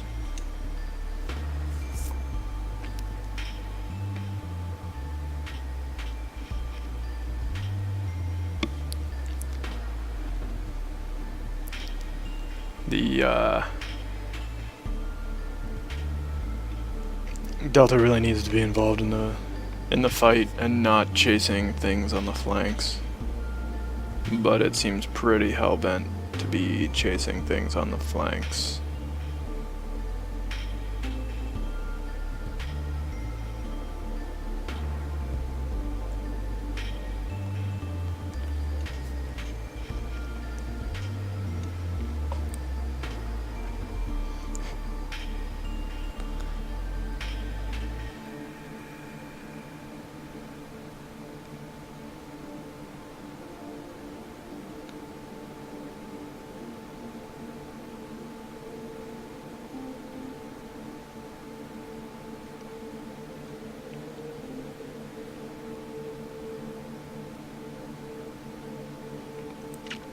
Delta is able to slowly but surely kill things off, but you can see the effect of how long it took. Those missiles will go careening across the arena trying to connect, but at this point Delta's alone and is all but dead.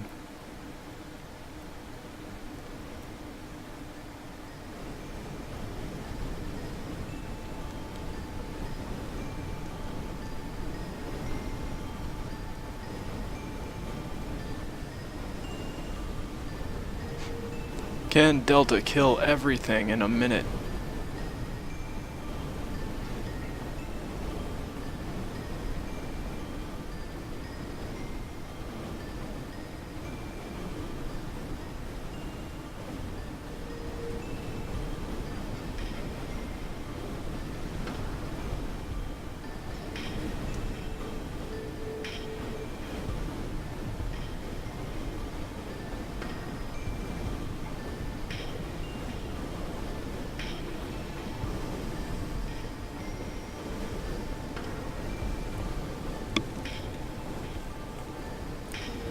And the answer, of course, is no. Delta cannot kill everything in a minute. It is a very dangerous ship, but it is but one ship. And there was a lot of shit left on the field.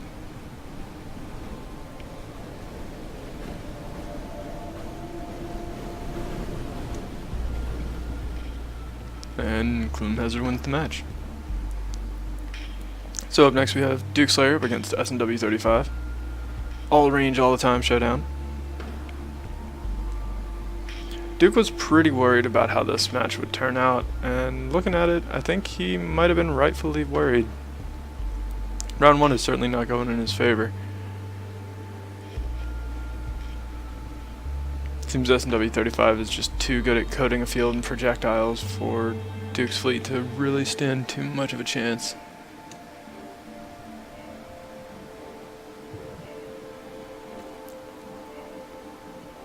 Duke was saying that his ships are very well behaved, except against Tinkerel, where they just kinda derp about.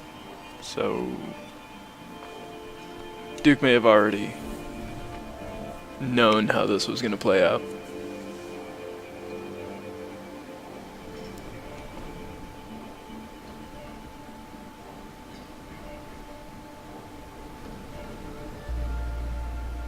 And looks like round 2 is going to be basically a repeat of round 1, with SW35 taking the match. Which gets in a scary town, because that means Duke and SW35 are tied. So unless Splinter beats one of them, SW35 is going to win.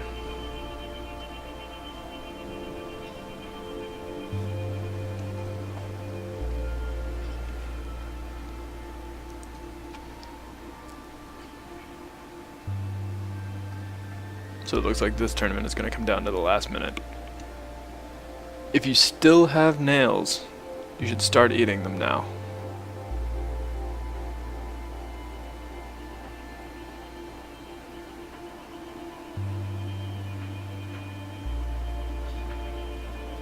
And Duke's actually having a pretty hard time, although now that he's away from the Chesters and the Delta, I think he's going to be a little bit better off. But he's killing the Ralphs pretty slowly.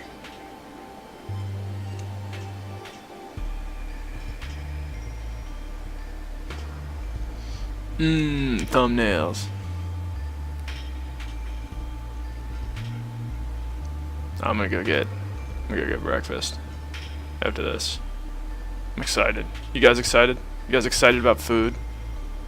I'm excited about food.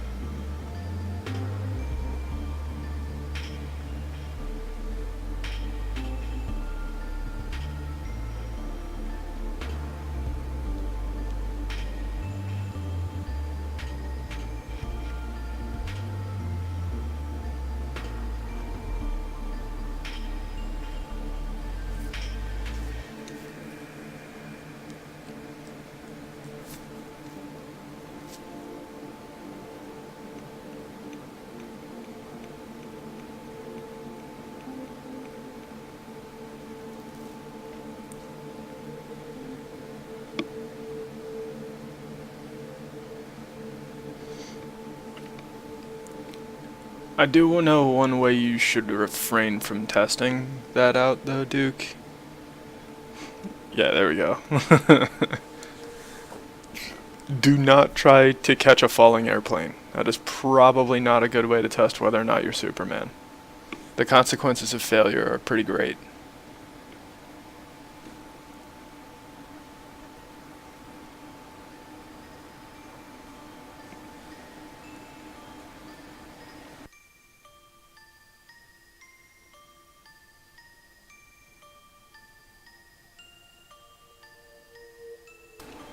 I, however, am fueled by caffeine.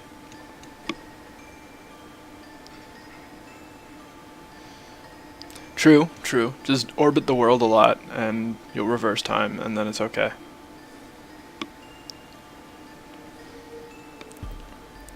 Round 1, at the very least, isn't going great.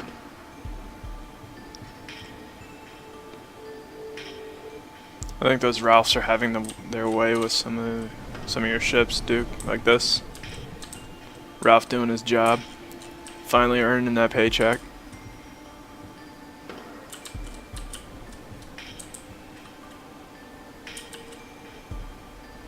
What are you even doing?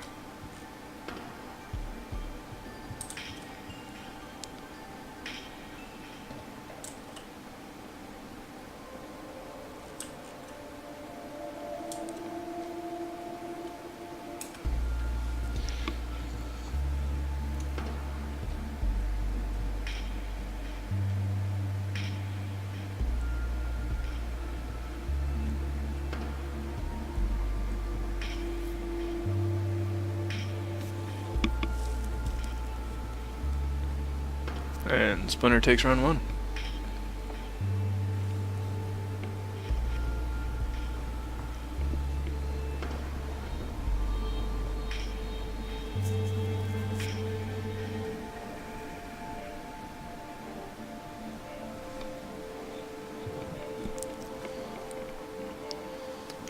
A bit of a better start for Dukeslayer though here in round 2, with his ships not all deciding that suicide was the only way out. Which, by the way, suicide is never the way out.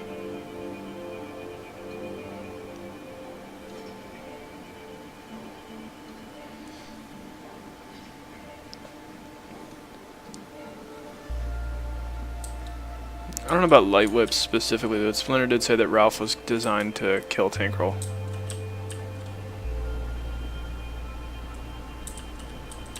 They just get up in there with them little guns.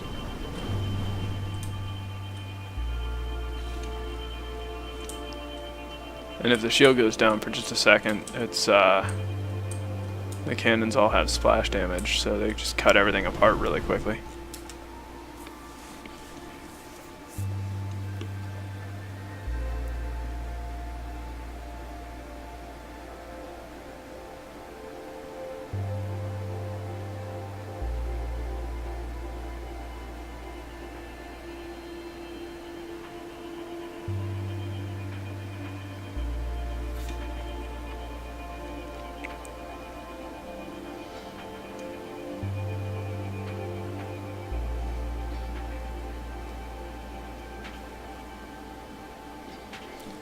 So what you're saying, Splinter, is you could have had 2 deltas and filled the rest up with Ralphs.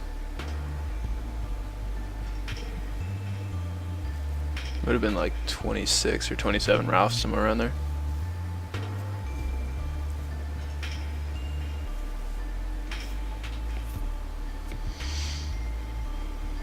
And Splinter does have a little bit of a point lead, but Duke would really need to put some damage on some of these big guys, I think. And they do seem to be struggling with that somewhat.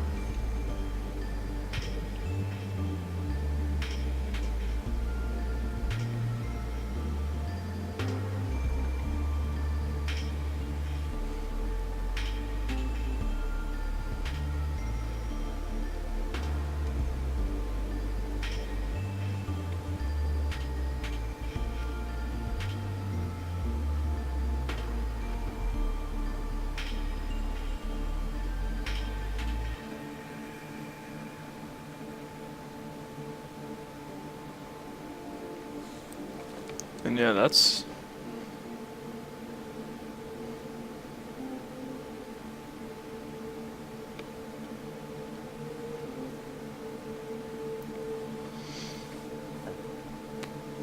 Purgatory squad being a real problem here for Dukeslayer.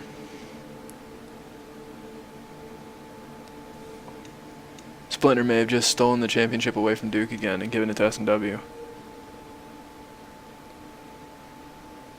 I seem to recall in the sub-pools that S&W beat Splinter, so I would wager that that's probably going to happen again, but I don't remember. Yeah, S&W had to if he went 5-0 in his sub-pool.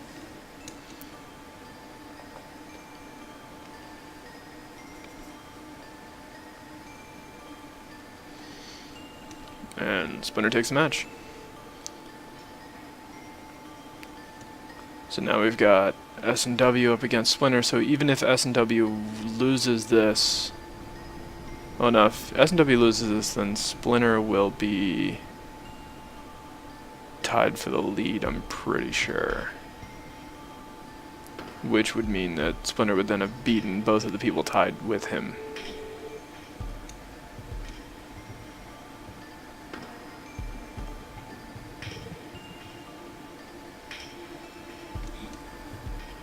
So we'll see how this pans out. The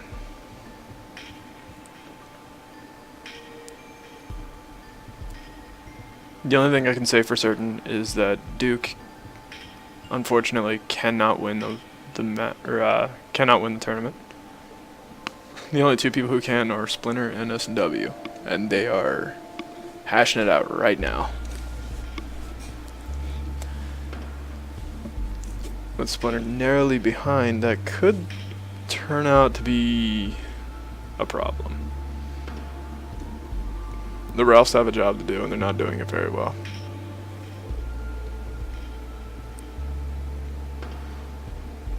I get behind that. It's all Clim's fault.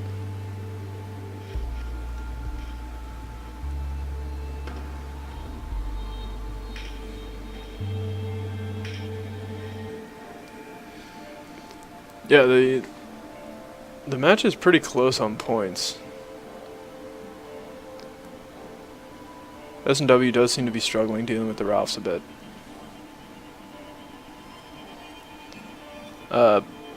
Husk. So for the champion pool, whoever wins this match wins the tournament. It has come down to the wire. If Splinter wins, then there will be a three-way tie at first between Duke, S&W, and Splinter. But Splinter will have beaten both S&W and Duke. If S&W wins this, he'll have 4 wins and have the most wins in the pool. So whoever wins this wins the tournament. So I'm not saying there's pressure or anything, Splinter, but there's pressure.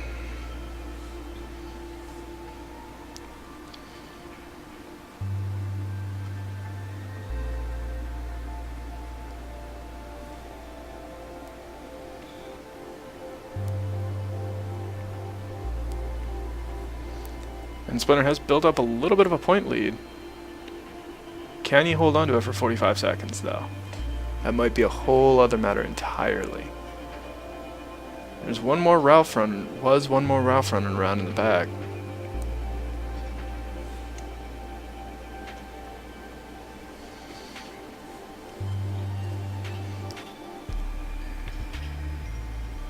Now I think is where we're gonna see if things are gonna get ugly or not for Splinter. The one Chester down there just chasing the guy by himself really needs to handle that problem. 20 seconds and the point lead down to 900. And it looks like S&W just took the point lead within the last 15 seconds. So Splinter needs some kills, and needs them now. But it does not appear that that's going to be the case.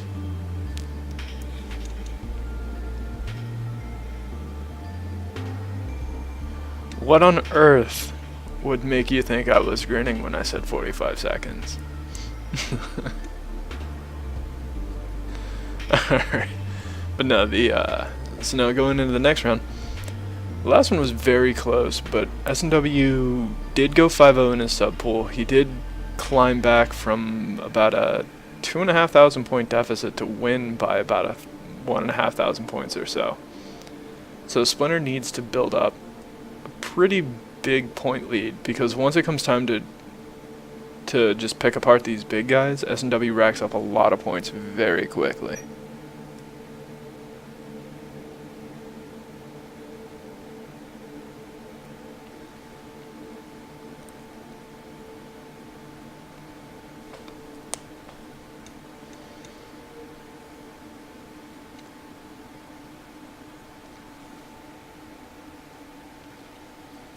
Yeah, honestly, I would say that S&W is one of the strongest competitors in the game right now.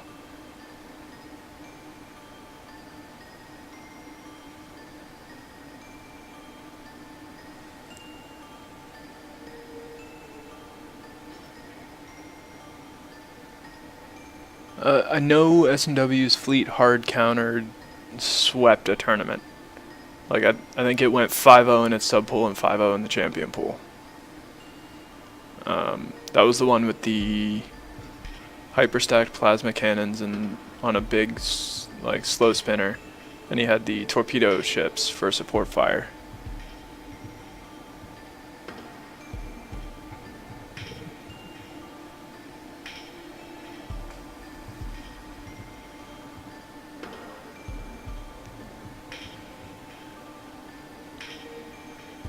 And I think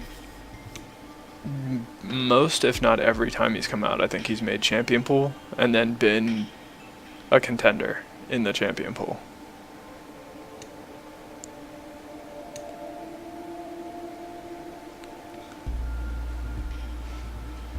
But with the point gap in favor of S&W 35 and the number of Ralphs on the field steadily declining, it is not looking promising for Splinter.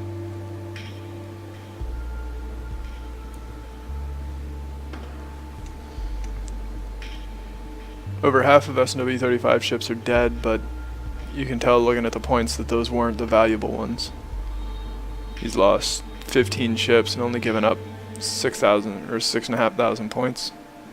So everything that he had was basically just distractors and fodder anyway. All that's left are the cannons. And the cannons are there to score points.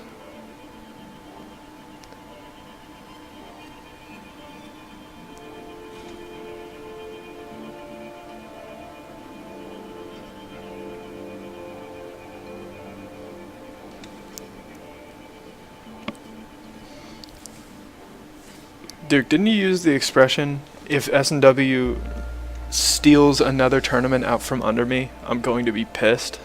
Didn't you say that a little while back? Something to that effect? I could have sworn.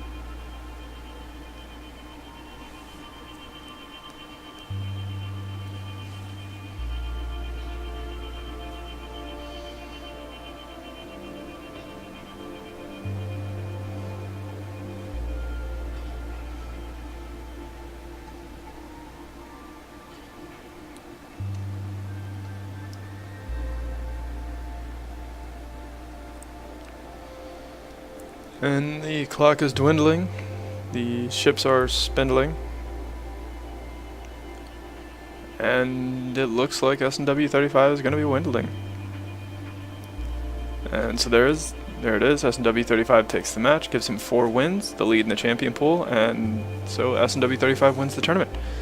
Thank you everyone for joining us, and I hope you enjoyed. Have a good one.